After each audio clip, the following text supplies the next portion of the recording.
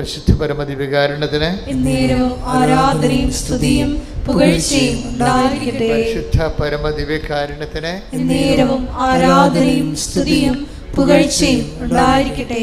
പരിശുദ്ധ പരമദിവ്യകാരുണ്യത്തിന് എന്നേരവും ആരാധനയും സ്തുതിയും പുകഴ്ചയും ഉണ്ടായിരിക്കട്ടെ. ഈ ദിവസങ്ങളിലെ രണ്ട് സഹോദരങ്ങളുടെ സെയിം എക്സ്പീരിയൻസ് എൻ്റെ ശ്രദ്ധയിൽപ്പെട്ടൊരു വിഷയമാണ്. ഒന്ന് സോഫിയ ജോർജ്, അല്ല ജോർജിൻ്റെ എക്സ്പീരിയൻസ്. രണ്ടാമത്തെ ആൻ്റണി ജോർജ്. ഇവർ രണ്ടുപേരും ഗവൺമെൻറ് ഓഫീസർമാരാണ്. ഇവർ രണ്ടുപേരും പറഞ്ഞിരിക്കുന്ന ഉടമ്പടി എടുക്കുമ്പോഴുള്ള ഒരേ എക്സ്പീരിയൻസാണ്. ഇതിനു മുമ്പ് വേറെ പല ആൾക്കാരും പറഞ്ഞിട്ടുള്ളതാണ്. എൻ്റെ ആധ്യാത്മികമായ അനുഭവ യാത്രയിൽ എനിക്കും പലപ്പോഴും തോന്നിയിട്ടുള്ള സത്യമാണ്. ഇവർ രണ്ടുപേരും പറഞ്ഞിരിക്കുന്നത്, നമ്മളൊരു ക്ലേശത്തിലാണ് ഏതെങ്കിലും വിഷയത്തിൽ. ചിലപ്പോൾ രോഗപീഠ, ചിലപ്പോൾ നമ്മുടെ റിസൾട്ട് നമ്മളുടെ ബയോപ്സിക്ക് നമ്മളുടെ ടെസ്റ്റിന് കൊടുത്തിരിക്കുകയായിരിക്കും നമ്മളുടെ എന്തെങ്കിലും രോഗ കാരണങ്ങൾ. അപ്പോൾ നമുക്കൊരു ടെൻഷനുണ്ടാകും, എന്തായിരിക്കും ഇനി, അത് ക്യാൻസർ ആയിരിക്കും അല്ലോ ആയിരിക്കും എന്ന് നമുക്കൊരു ചെറിയൊരു ഭയമുണ്ടാകും. ഇപ്പം ജപ്തി നടപടി അതുപോലെയുള്ള നടപടികൾ വരുമ്പോൾ ഞാൻ എൻ്റെ പെൺകുഞ്ഞുങ്ങളെ കൊണ്ട് ഇറങ്ങേണ്ടി വരുമോ എന്നൊക്കെ ഓർക്കുമ്പോൾ നമുക്കൊരു ഭയമുണ്ടാവും. ഇങ്ങനെ ജീവിതം നമ്മൾക്ക് വെച്ച് നീട്ടിത്തരുന്ന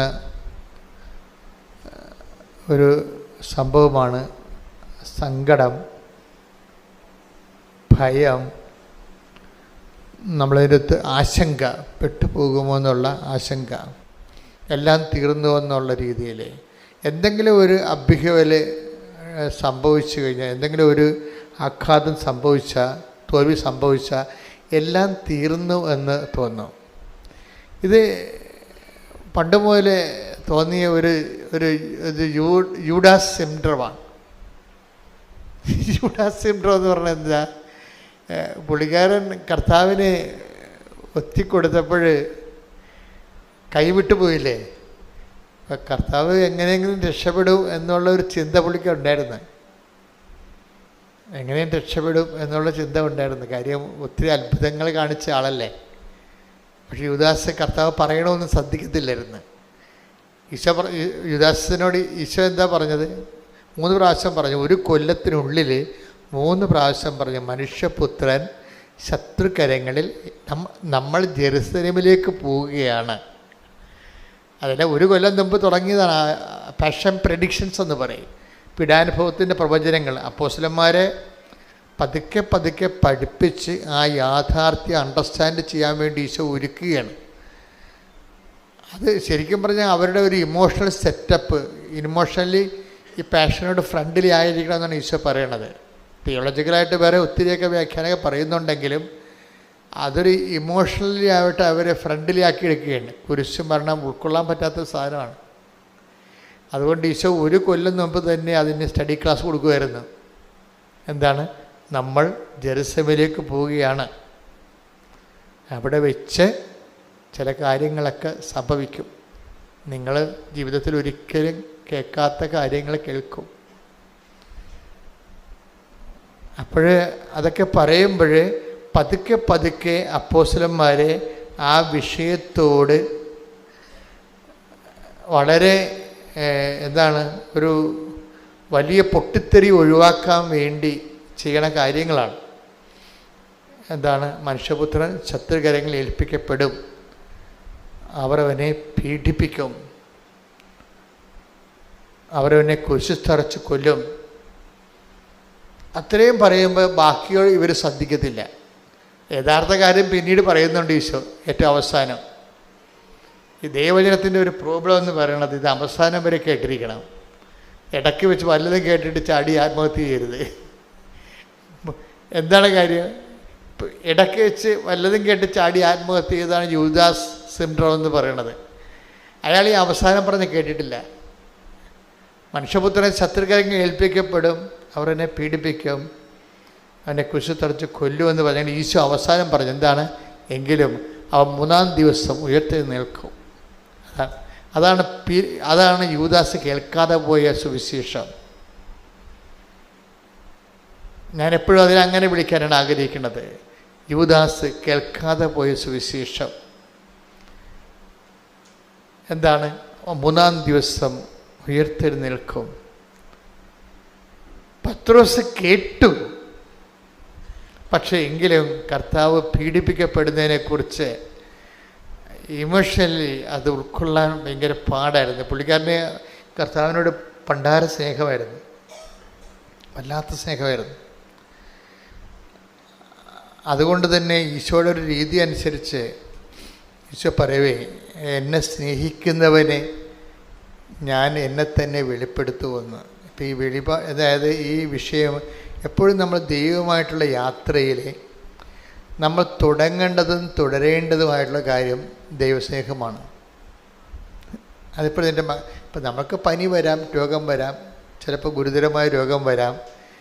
ഇതൊക്കെ നമ്മൾ ദൈവത്തിൻ്റെ ശക്തി കൂടുതൽ അറിയാനും ദൈവത്തിൻ്റെ സ്നേഹം കൂടുതൽ അറിയാനും വേണ്ടിയുള്ള ദൈവത്തിൻ്റെ ഒരു പരിപാലനയാണ്. പക്ഷെ നമുക്ക് ധൃതിയായത് കൊണ്ട്, നമുക്ക് അത്രയും കഴിവില്ലാത്തത് കൊണ്ട് നമ്മൾ ഉടനെ ചാടി എന്തെങ്കിലുമൊക്കെ പ്രവർത്തിച്ച് കളയും.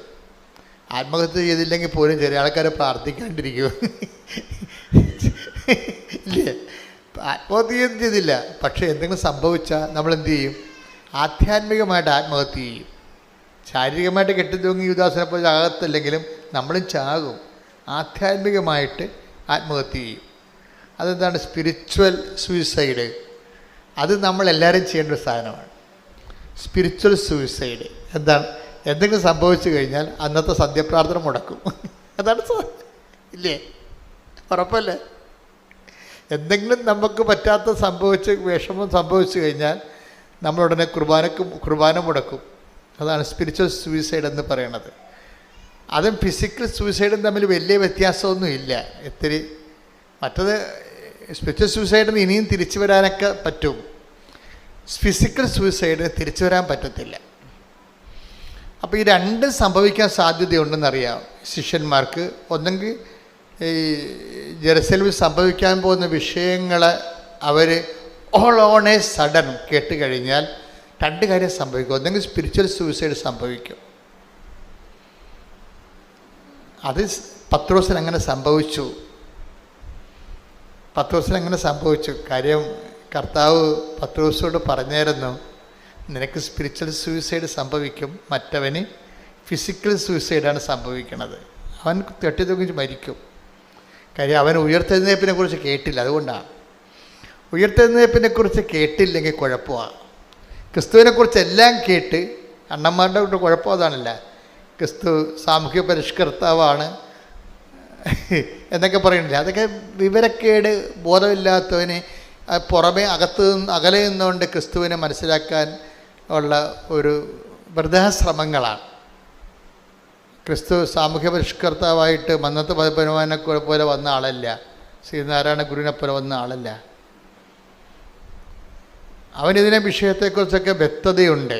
ആ 142 സങ്കീർത്തനം വായിച്ചേ. 142 സങ്കീർത്തനം 4-ാം തിരുവചനം. വലതുവശത്തേക്ക് നോക്കി ഞാൻ കാത്തിരിക്കുന്നു. വലതുവശത്തേക്ക് നോക്കി ഞാൻ കാത്തിരിക്കുന്നു. എന്നാൽ ആരും എന്നെ ശ്രദ്ധിക്കുന്നില്ല. ഒരു രക്ഷാകേന്ദ്രവും എനിക്ക് അവശേഷിക്കുന്നില്ല. ആരും എന്നെ പരിഗണിക്കുന്നുമില്ല. അപ്പൊ ഇതിനാണ് ഈ ഓടി ഒളിക്കാൻ ഇടയില്ലെന്ന് പറയണത്. ഇട ഉണ്ടെങ്കിൽ ഓടി ഒളിക്കുമെന്നുള്ള തെറ്റിദ്ധാരണ എൻ്റെ അടുത്ത് വരും. അങ്ങനെയല്ല, ഈശോ വ്യക്തമായ രീതിയിൽ പറഞ്ഞിട്ടുണ്ട്. എന്തിനാണ്?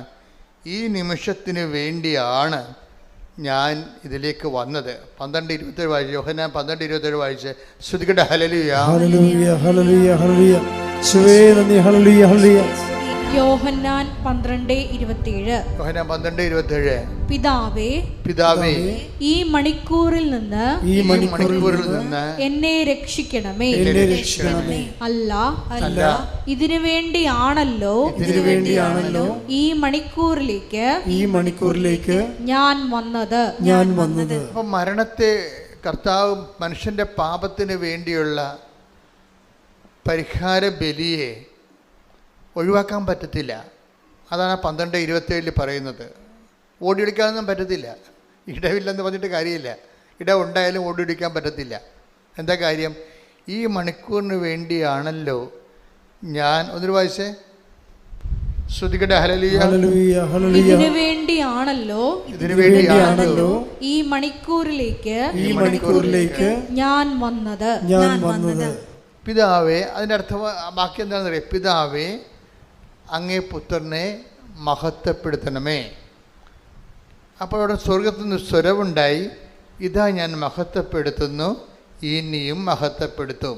അപ്പോൾ ഇനിയും മഹത്വപ്പെടുത്തും എന്നുള്ളതാണ് റിസറക്ഷൻ എന്ന് പറയണത്, പുനരുദ്ധാനം. Take the bed of God. ശ്രുതികട ഹല്ലേലൂയ.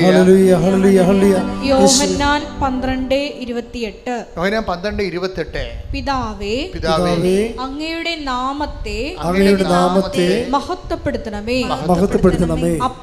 അപ്പോൾ സ്വർഗത്തിൽ നിന്ന് ഒരു സ്വരമുണ്ടായി, ഞാൻ മഹത്വപ്പെടുത്തിയിരിക്കുന്നു, ഇനിയും മഹത്വപ്പെടുത്തും. അപ്പൊ ഇനിയും മഹത്വപ്പെടുത്തും എന്നുള്ളതാണ് കർത്താവിൻ്റെ തിരുവുത്ഥാനത്തെക്കുറിച്ചുള്ള പ്രവചനമാണത്. അപ്പ ഈശ്വരനെ ഉയർത്തെഴുന്നേൽപ്പിക്കുമെന്ന് പറയണതാണ്. നീ പാപത്തിന് പരിഹാരം ചെയ്തുകൊണ്ട് എൻ്റെ തിരുമനസ്സ് നിറവേറ്റുമ്പോൾ ഞാൻ നിന്നെ ഇനിയും മഹത്വപ്പെടുത്തും. അത് അപ്പായുടെ വാഗ്ദാനമാണ്. അപ്പ ഈശോയ്ക്ക് നൽകുന്ന വാഗ്ദാന പ്രകാരമാണ് ഈശോയെ ഉയർത്തെഴുന്നേൽപ്പിക്കുന്നത്. ഇതാണ് സുവിശേഷമെന്ന് പറയണത്. ആ ഈശോ മരിച്ചു എന്നുള്ളതല്ല സുവിശേഷം, ഈശോ ഉയർത്തെഴുന്നേറ്റു എന്നുള്ളതാണ് സുവിശേഷം. ഈ സുവിശേഷമാണ് യൂദാസ് ശ്രദ്ധിക്കാതെ പോയത്. ഇതൊരു കൊല്ലമായിട്ട് പറയണതാണ്. ഒന്നാമത്തെ പാഷൻ പ്രഡിക്ഷൻസ് എടുത്ത് ശ്രുതികട ഹല്ലേലൂയ. മത്തായി 16:21. മത്തായി 16:21. അപ്പോൾ മുതൽ യേശു തനിക്ക് ജെറുസലേമിലേക്ക് പോകേണ്ടിയിരിക്കുന്നുവെന്നും ശ്രേഷ്ഠന്മാരിൽ നിന്നും പ്രധാന പുരോഹിതന്മാരിൽ നിന്നും നിയമജ്ഞരിൽ നിന്നും വളരെയേറെ സഹിക്കേണ്ടി വരുമെന്നും താൻ വധിക്കപ്പെടുമെന്നും എന്നാൽ മൂന്നാം ദിവസം ഉയർപ്പിക്കപ്പെടുമെന്നും ശിഷ്യന്മാരെ അറിയിച്ചു തുടങ്ങി. ഇത് ഒരു വർഷം 3 പ്രാവശ്യം ഈശോ പറയുന്നുണ്ട്. ജെറുസലേമിലേക്കുള്ള യാത്ര ആരംഭിച്ച് ഗലീലയിൽ നിന്നാണ് ജെറുസലേമിലേക്ക് യാത്ര ആരംഭിക്കുന്നത്. ഈ യാത്രാ വട്ടങ്ങളിൽ 3 ഘട്ടങ്ങളിലാണിത് പറയണത്. ഈ പറയുന്നതിൻ്റെ പ്രധാനപ്പെട്ട കാര്യം ശിഷ്യന്മാരെ അവരുടെ ഇമോഷണൽ ആയിട്ട് അവരെ ഒന്ന് ട്രീറ്റ് ചെയ്യാണ്. ഒരു ഇമോഷണൽ ട്രീറ്റ്മെൻറ്റാണ് കൊടുക്കുന്നത്. പ്രവചനങ്ങളാണ് നിറവേറുന്നത്. അതിൻ്റെതായിട്ടുള്ള തിയോളജിക്കൽ ഇംപ്ലിക്കേഷൻസൊക്കെ ഉണ്ടെങ്കിലും പർട്ടിക്കുലറായിട്ട് അവിടെ സംഭവിക്കുന്നത് ഇവർക്കൊരു ഇമോഷണൽ ട്രീറ്റ്മെൻറ്റ് കൊടുക്കുകയാണ്. നിങ്ങളിതിനെ ഉൾക്കൊള്ളാൻ തയ്യാറാകണം. ഇപ്പോൾ കൗൺസിലിംഗ് കൊടുക്കത്തില്ലേ ഡോക്ടർമാർ? ഓപ്പറേഷന് മുമ്പ് എല്ലാ ഓപ്പറേഷന് മുമ്പ് രോഗിക്ക് കൗൺസിലിംഗ് കൊടുക്കും അല്ലേ? അതായത് അതിൻ്റെ ഇപ്പം ഒരു മരുന്ന് ഇഞ്ചെക്റ്റ് ചെയ്യാൻ പോണ തന്നെ അതിൻ്റെ സൈഡ് എഫക്ട് കീമോയ്ക്ക് മുമ്പ് ഒരു കൗൺസിലിംഗ് കൊടുക്കും. എന്താണ്? മുടിയൊക്കെ പോകും, പിന്നെ കുറച്ച് കഴിയുമ്പോൾ വരും എന്നൊക്കെ അവർ പറയും. അത് കൗൺസിലിംഗ് ആണത്. മുടിയൊക്കെ പോകും, പിന്നെ കുറച്ച് കഴിയുമ്പോൾ വരും. ഞാനങ്ങനെ ഒരു സാക്ഷ്യം കേട്ടായിരുന്നു. പക്ഷെ അങ്ങനെ കൊടുത്തെങ്കിലും അപ്പോൾ അദ്ദേഹം പറയണത് അങ്ങനെ എന്നോട് പറഞ്ഞെങ്കിലും ആൻ്റണി ജോർജ് പറയണത് എനിക്ക് ഉദരത്തിൽ ക്യാൻസറാണ്. ബയോപ്സിക്ക് വന്നപ്പോൾ അത് ക്യാൻസറാണെന്ന് മനസ്സിലാക്കി. ക്യാൻസർ 3ാം സ്റ്റേജിലാണ്. അപ്പോൾ ഡോക്ടർ വിളിച്ച് എനിക്ക് കൗൺസിലിംഗ് തന്നു. എന്താണ്? കീമോ എടുക്കാൻ പോവുകയാണ്, ഇത് 3ാം സ്റ്റേജാണ്, നമുക്ക് വേറെ ഓപ്ഷൻസ് ഇല്ല, മുടിയെല്ലാം പോകും, പിന്നെ തിരിച്ചു വരുമെന്ന് പറഞ്ഞു. തിരിച്ചു വരും.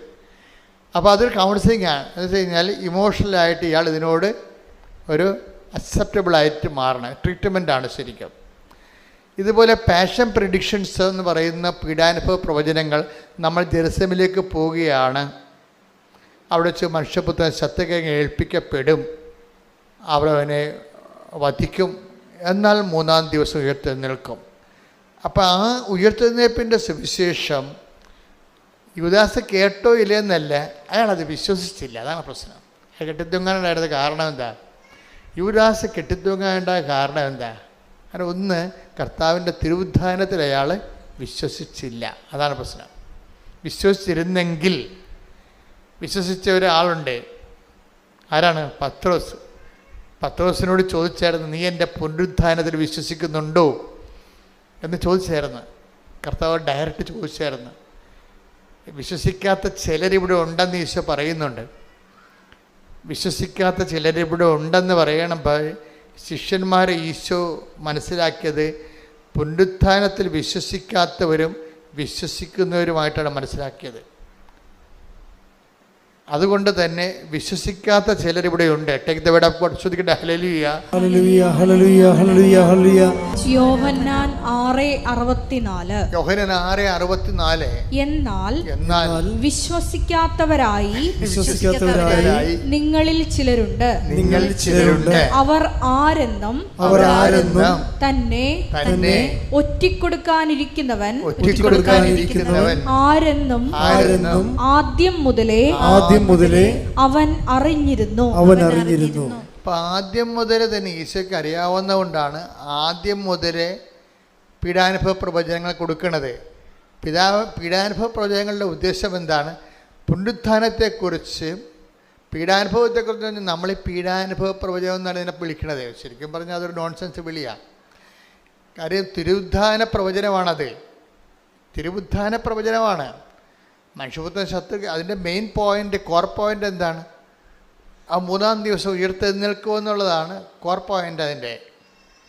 പക്ഷേ അതിന് അല്ല നമ്മളിപ്പോൾ എഴുതി വെച്ചിരിക്കണ പോലും പീഡാനുഭവ പ്രവചനം എന്ന് എഴുതി വെച്ചിരിക്കുന്നത്. പക്ഷേ അതിനല്ല, അങ്ങനെയല്ല, അതിനെ പോസിറ്റീവായിട്ടാണ് നമ്മൾ അപ്രോച്ച് ചെയ്യേണ്ടത്. എന്താണ്? 3-ാം ദിവസം ഉയർത്തെഴുന്നേൽക്കും. പക്ഷേ അതിന് ഹൈലൈറ്റ് കിട്ടിയില്ല. എന്താ കാര്യം? അതിൽ വിശ്വസിച്ചില്ല. ആര്? യൂദാസ് വിശ്വസിച്ചില്ല. യൂദാസ് കർത്താവിൻ്റെ തിരുവുദ്ധാനത്തെ വിശ്വസിച്ചില്ല. അയാൾ കേട്ടായിരുന്നു അത്, പക്ഷെ അയാൾ വിശ്വസിച്ചില്ല. അപ്പം അതുകൊണ്ടാണ് ഈശോ ഇപ്പം പറഞ്ഞിരിക്കണത്. എന്താ പറഞ്ഞത്? വിശ്വസിക്കാത്തവർ. ഒന്നൊരു വായിച്ചേ. എന്നാൽ വിശ്വസിക്കാത്തവരായി നിങ്ങളിൽ ചിലരുണ്ട്. അവർ ആരെന്നും തന്നെ ഒറ്റിക്കൊടുക്കാനിരിക്കുന്നവൻ ആരെന്നും ആദ്യം മുതലേ അവൻ അറിഞ്ഞിരുന്നു. ഇതെല്ലാം അറിഞ്ഞു തന്നെയാണ് ഇതിന് ഇയാളെ കൂടെ നിർത്തണത്. കാര്യം ഇതെല്ലാം പിതാവിൻ്റെ പദ്ധതിയുടെ ഭാഗമായിട്ടാണ് യൂദാസൊക്കെ വരണത്. ഇപ്പം നമ്മുടെ ജീവിതത്തിലൊക്കെ ഒറ്റിക്കൊടുക്കലും തള്ളിപ്പറച്ചിലൊക്കെ ഉണ്ടാവുമെങ്കിൽ ഓർക്കുക, അത് നമ്മുടെ ആധ്യാത്മിക രൂപീകരണത്തിൻ്റെ അനിവാര്യമായ ഘടകമാണത്. അല്ല, അതിൻ്റെ പേരിൽ നിങ്ങൾ ഡൈവേഴ്സ് ചെയ്തിട്ട് കാര്യമില്ല. ആധ്യാത്മിക ജീവിതത്തിന് അനിവാര്യമായ ചില ഘടകങ്ങളുണ്ടാവും. ചിലപ്പോൾ സംശയരോഗിയായ ഭർത്താവായിരിക്കും. അനിവാര്യമായ ഘടകമാണ്. ആധ്യാത്മിക ജീവിതത്തിന് അനിവാര്യമായ ഘടകമാണ്. അപ്പം നമ്മൾ ട്രീറ്റ് ചെയ്യണത് അയാളുടെ സംശയരോഗം മാറാൻ വേണ്ടി അയാൾക്കൊണ്ട് കംപ്ലീറ്റ് കൊടുക്കും, അയാൾക്കൊണ്ട് ആശുപത്രിയിലിടും, അല്ലെങ്കിൽ നിവർത്തിയില്ലെങ്കിൽ അയാൾ ഇട്ടച്ചും പോയി വേറെ കെട്ടും. അപ്പോൾ ഭൂമിയിൽ മാത്രം ജീവിച്ചാൽ മതിയെങ്കിൽ ഇങ്ങനെയുള്ള അഭ്യാസം കാണിക്കാം, അത് കുഴപ്പമൊന്നുമില്ല. ഭൂമി മാത്രം ജീവിച്ചാൽ മതിയല്ല. പക്ഷേ എന്നിൽ വിശ്വസിക്കുന്നവൻ മരിച്ചാലും ജീവിക്കും. Take the word of God. ശ്രദ്ധിക്കട്ടെ. Hallelujah, hallelujah, hallelujah. യോഹന്നാൻ 11:25. യോഹന്നാൻ 11:25. യേശു അവളോട് പറഞ്ഞു. അതായത് അവളെന്ന് പറയണ അവിടെ ഇവരാണ്, ലാസറിൻ്റെ പെങ്ങളെ മാർത്തായാണ്. യേശു മാർത്തായോട് പറഞ്ഞു, ഞാനാണ് പുനരുദ്ധാനവും ജീവനും. I am the life and resurrection. ലോകത്തിൽ ആരും പറഞ്ഞിട്ടില്ലേ? സമർത്ഥനായ Caesar, Solomon, Socrates, Pliny, Plato, അങ്ങനെ എന്തുമാത്രം മതസ്ഥാപകർ ഈ ലോകത്തുണ്ട്. ആരും മനുഷ്യരാശിയോട് പറഞ്ഞില്ല I am the life, I am the resurrection എന്ന്. അത് ക്രിസ്തു മാത്രമേ പറഞ്ഞിട്ടുള്ളൂ. അതുകൊണ്ടാണ് ഈ വിശ്വാസം ഇങ്ങനെ നിലനിന്നും കാലത്തെ അതിജീവിച്ച് പോണത്. ആരും പറയാത്ത കാര്യങ്ങളാവും പറഞ്ഞു.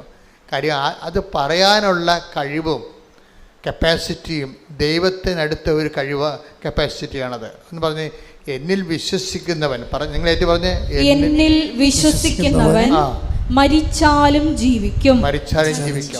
അപ്പം മരണത്തിന് ശേഷമുള്ളൊരു ജീവിതത്തെക്കുറിച്ച് ആലോചന ഉള്ളത് കൊണ്ടാണ് ആധ്യാത്മിക ജീവിതത്തിലെ അനിവാര്യ ഘടകങ്ങളെ നമ്മൾ അക്സെപ്റ്റ് ചെയ്യണത്. പിടിയിട്ടില്ലേ? ആധ്യാത്മിക ജീവിതത്തിൽ അനിവാര്യ ഘടകങ്ങളുണ്ടാകും. ഇപ്പം നീ എത്ര നല്ല തങ്കപ്പെട്ട ദൈവ പൈതലാണെങ്കിലും നിൻ്റെ മകൻ ചിലപ്പോൾ ലഹരി പദാർത്ഥം അടിപ്പെട്ടു പോകും.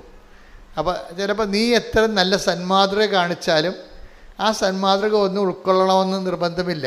ഉണ്ടോ? അപ്പം നീ തന്നെ ഓർക്ക്, ദൈവമേ ഞാനെന്ത് ദൈവത്തിൻ്റെ മുമ്പിൽ എന്ത് ദൈവഭയത്തോട് ജീവിക്കണമാണ്. അപ്പോൾ അമ്മ തന്നെ മകനോട് ചോദിക്കണം, നീ എൻ്റെ വയറ്റിൽ തന്നെ ജനിച്ചതാണാ എന്ന് ചോദിക്കും.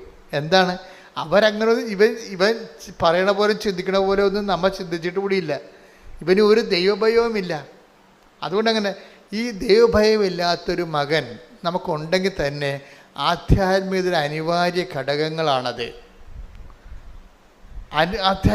അത് ദൈവം അനുവദിക്കുന്നിടത്തോളം കാലം അതവിടെ തുടരാൻ വേണ്ടി നിങ്ങൾക്ക് ദൈവതിരുസന്നിധിയിൽ ദൈവഹിതം പോലെ അക്സെപ്റ്റ് ചെയ്യും നമ്മൾ. അപ്പോൾ നിങ്ങളോർക്ക് ഇതൊക്കെ ശരിയാകുമോ? ഇപ്പം ഞാൻ എന്ത് സംഭവിച്ചു, ഞാനിപ്പോൾ നിങ്ങളോട് ആദ്യമേ പറഞ്ഞത് എന്താണ്, ഈ രണ്ട് സാക്ഷികളിലെ ആൻ്റണി ജോർജും അതുപോലെ തന്നെ സോഫിയ ജോർജും. ഇപ്പം ഇതിൻ്റെ അകത്ത് ഈ രണ്ടുപേർക്കും ഗുരുതരമായ അസുഖങ്ങളാണ്. ഈ സോഫിയയുടെ ജോർജിനും അതുപോലെ ആൻ്റണി ജോർജിനും ഒക്കെ ഗുരുതരമായ അസുഖങ്ങളാണ്. ഗുരുതരമായ ഒരാളിന് ഡെങ്കു ഫീവറും ഭയങ്കര ഡെലീറിയമായിട്ട് പോയിട്ട് മരണത്തിലേക്ക് നോക്കുന്ന ആളാണ്. അപ്പോൾ ഈ രണ്ട് കക്ഷികളും ഇവിടെ സാക്ഷ്യപ്പെടുത്തിയിരിക്കുന്നത്, ഉടമ്പടി കാലത്ത് ഞങ്ങൾക്ക് അവർ പറഞ്ഞു ബൈ നേച്ചർ, അവർ പറയണത് രണ്ടുപേരും 2 ദിവസം പറഞ്ഞതാണ്, സാക്ഷ്യങ്ങളാണ്, ഞാനിപ്പോൾ ഒന്നായിട്ട് പറയണതാണ്. ബൈ നേച്ചർ ഞാൻ നിസ്സാര കാര്യങ്ങളിൽ പോലും വല്ലാത്ത സങ്കടം കാണിക്കുന്ന ആളാണ്, സംഘർഷം കാണിക്കുന്ന ആളാണ്. നിസ്സാര കാര്യങ്ങളെ ഉണ്ടാകത്തുള്ളൂ. ഞാൻ പെട്ടെന്ന് ടെൻഷനാവും, പെട്ടെന്ന് ഭീതിയാവും, എനിക്ക് ഭക്ഷണം കഴിക്കാൻ തോന്നത്തില്ല, ആരോടും മിണ്ടത്തില്ല. അങ്ങനെ ഈ രണ്ട് കക്ഷികളും പറഞ്ഞ ഇതാണ്. പക്ഷെ ഉടമ്പടി എടുത്തു കഴിഞ്ഞപ്പോൾ ഇവർക്ക് രണ്ടുപേർക്കും മരണകരമായ രോഗമാണ് പെട്ടിരിക്കുന്നത്. പക്ഷെ ഉടമ്പടി എടുത്ത് ഉടമ്പടി പ്രൊസീജിയറിലോട്ട് പോയി കഴിയുമ്പോൾ ഇവർക്ക് ആന്തരികമായൊരു അഭിഷേകം കിട്ടും. എന്താണ്? ഇപ്പോഴും ഞാൻ പുല്ലിൻ്റെ പുറത്ത് കൂടി, ഇപ്പം ജോർജൊക്കെ പറയുന്നത്, ഇപ്പം ഞാൻ പുല്ലിൻ്റെ പുറത്ത് കൂടി നടക്കണ പോലെ ഞാനങ്ങനെ ഫീൽ ഫ്രീ ആണെന്ന്. ഇതിനാണ് പുള്ളി പറയുവേ, എൻ്റെ പഴയ പ്രശ്നത്തിന് മാറ്റമൊന്നും ഇല്ല, ആ പ്രശ്നം അതുപോലെ തന്നെ ഉണ്ട്, പക്ഷേ I don't feel it now. പ്രശ്നങ്ങളങ്ങനെ ഉണ്ട്, അതുപോലെ നിൽക്കുന്നുണ്ടെങ്കിലും എനിക്കിപ്പോൾ അത് ഫീൽ ചെയ്യുന്നില്ല. ഇതിനാണ് ആന്തരിക അഭിഷേകം എന്ന് പറയുന്നത്. അത് ഭയങ്കരമാണ് ശരിക്കും പറഞ്ഞാൽ. ക്രിസ്തീയമായിട്ടുള്ള എല്ലാ അനുഗ്രഹങ്ങളുടെയും ഒരു അടിസ്ഥാന ഘടകം അഭിഷേകമെന്ന് പറയും.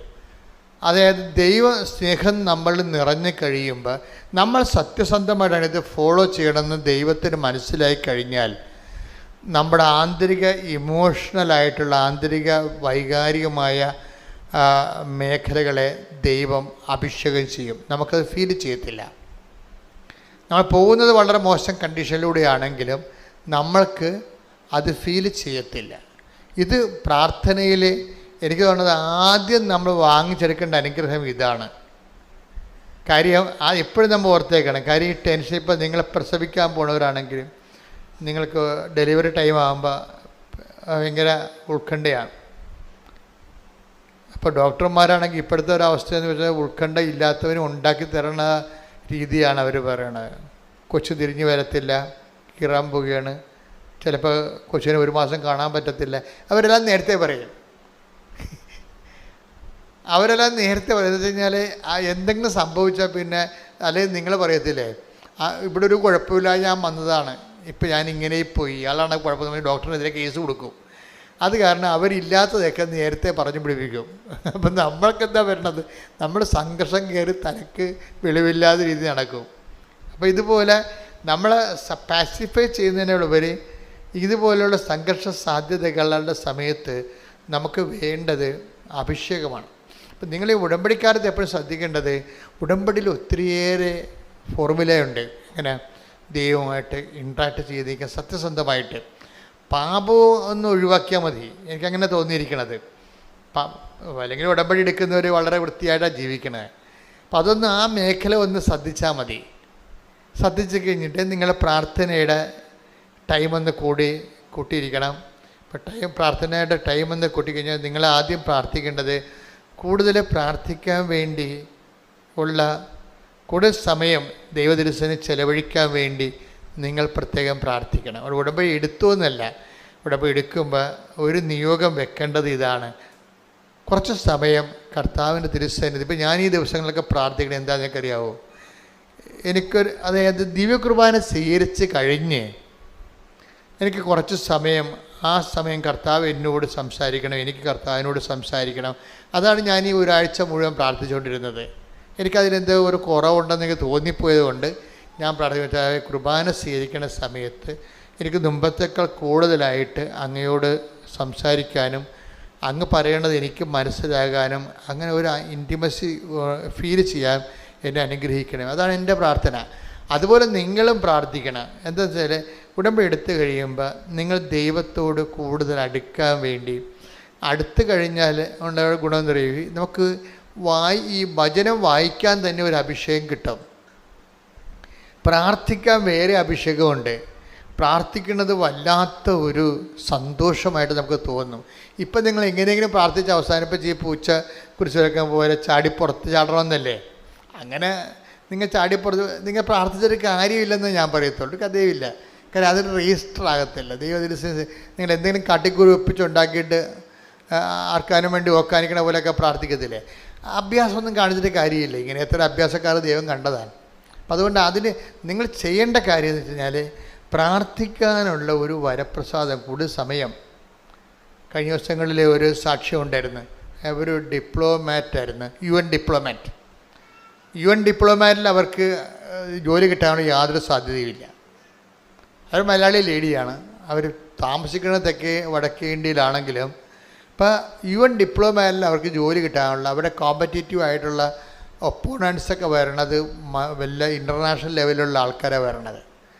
അപ്പം അവരോട് കിടപിടിക്കുന്ന രീതിയിൽ ഇൻ്റർവ്യൂവിനെ പ്രസൻറ്റ് ചെയ്യാൻ, പെർഫോം ചെയ്യാൻ ഇവർക്ക് പറ്റണില്ല. അപ്പോൾ ഇവർ ആ കാര്യം, അവളുടെ കഴിവ് കേടുകൾ അവളുടെ അമ്മ ഉടമ്പടി എടുത്തപ്പോൾ ഇവൾക്കൊരു കുഴപ്പമുണ്ട്. കാര്യം ഇവൾക്ക് അമ്മ എപ്പോഴും ഉടമ്പടിയെക്കുറിച്ചൊക്കെ പറയുന്നുണ്ടെങ്കിലും ഇവളത് അമ്മയോട് കുറച്ച് കാര്യമൊക്കെ ഉള്ളത് കാരണം അവൾ ശ്രദ്ധിച്ച് കേൾക്കുമെന്നല്ലാതെ ഒന്നും അനുസരിക്കത്തില്ല, പ്രാർത്ഥിക്കത്തൊന്നുമില്ല. കേൾക്കും, ശരി എന്നൊക്കെ പറയും. കാരണം അമ്മയുമായിട്ട് ഇടിവെക്കാൻ കഴിയില്ല, അമ്മക്കൊരു വിഷമം ഉണ്ടാക്കാൻ കഴിയില്ല. പക്ഷേ ഇവൾക്ക് വിശ്വസിക്കത്തില്ല. ഇവൾ അമ്മ പറഞ്ഞൊക്കെ കേൾക്കും, പക്ഷെ വിശ്വസിക്കത്തില്ല. അങ്ങനെ ഒരു വർഗമുണ്ട് കുറേ പേര്. പറയണ എല്ലാം കേൾക്കും, ഇപ്പം ഞാൻ പറയണേ കേൾക്കും, പക്ഷെ വിശ്വസിക്കത്തില്ല. അങ്ങനെ ഒരു ടൈപ്പാണ് ഇവൾ. കാര്യം അവൾക്ക് പ്രത്യേകിച്ച് കാര്യമൊന്നുമില്ല. പത്താഴം പെറ്റ് ചക്കി കുത്തി അമ്മ വെച്ച് ഞാനുണ്ട്, നമുക്ക് കുഴപ്പമില്ലല്ല, ഭക്ഷണം കിട്ടണമല്ല. അതുകൊണ്ട് അവർക്ക് അത് ദൈവത്തിനെ വേണമെന്ന് തോന്നണില്ല. ഇപ്പം ഈ കക്ഷിക്കൊരു കുഴപ്പമായി. ഇപ്പോൾ ഇവിടെ കോമ്പറ്റേറ്റീവ് സൈഡിലേക്ക് വന്നപ്പോൾ ഒപ്പോണൻസ് ഒത്തിരി പവർഫുള്ളാണ്. അത് ഇൻ്റർനാഷണൽ ഒപ്പോണൻസാണ് വരുന്നത്. പക്ഷേ മാതാവ് ഇവൾക്ക് ആ ജോലി കൊടുത്ത്, അത് ഭയങ്കര രസമാണ്. അവൾ എന്ത് ചെയ്ത്, അവളൊക്കെ അപ്പോൾ അമ്മ ഉടമ്പടി എന്താണെന്ന് മനസ്സിലായി. ഇപ്പോഴെന്നാ പറ്റിയിരിക്കണത്, എന്നിട്ട് ആ ഡിപ്ലോമാറ്റ് പ്രൊവിഷൻസി തന്നെ അവൾ ടിക്കറ്റ് എടുത്തിട്ട് ഇവിടെ വന്ന് സാക്ഷ്യം പറയാൻ വേണ്ടി മാത്രം ഇന്ത്യയിൽ വന്നു. എന്നിട്ട് തിരിച്ച് UN തിരിച്ചു പോയവരെ സാക്ഷ്യം പറയാൻ വേണ്ടി മാത്രം വന്നതാണ്.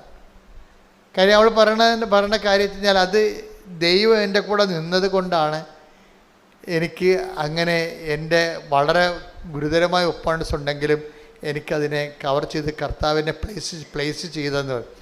ഇപ്പോഴവളുടെ പ്രശ്നം വെച്ച് കഴിഞ്ഞാൽ അമ്മ പറയണത് അവൾ 4 മണിക്കൂറൊക്കെയാണ് ഇപ്പോൾ കർത്താവിൻ്റെ അടുത്ത് ഇരിക്കണമെന്ന്. ഈ UN ഡിപ്ലോമാറ്റ് ഇപ്പോൾ കർത്താവിൻ്റെ അടുത്ത് ഇരിക്കണത് 4 മണിക്കൂറേ ഒറ്റ സ്ട്രെച്ചിൽ. അപ്പോൾ നമ്മളിപ്പോൾ നിങ്ങൾക്കിപ്പോൾ 4 മിനിറ്റ് പോലും ഇരിക്കാൻ പറ്റണില്ലല്ലോ. നിങ്ങൾ പ്രെയർ ടൈമിൽ കൂടുതൽ നേരം കർത്താവിൻ്റെ കൂടെ ഇരിക്കാൻ നിങ്ങൾക്ക് അനുഗ്രഹം കിട്ടിയാൽ ഈ ആൻ്റണി ജോർജിനും മറ്റേ സോഫിയ ജോർജിനും ഈ ആൻ്റണി ജോർജിനും ഉണ്ടായ അനുഭവം നിങ്ങൾക്കുണ്ടാകും. എന്താണ്? ആന്തരിക അഭിഷേകം ഉണ്ടാകും. അത് പ്രെയറിന് മാത്രമേ തരാൻ പറ്റത്തുള്ളൂ.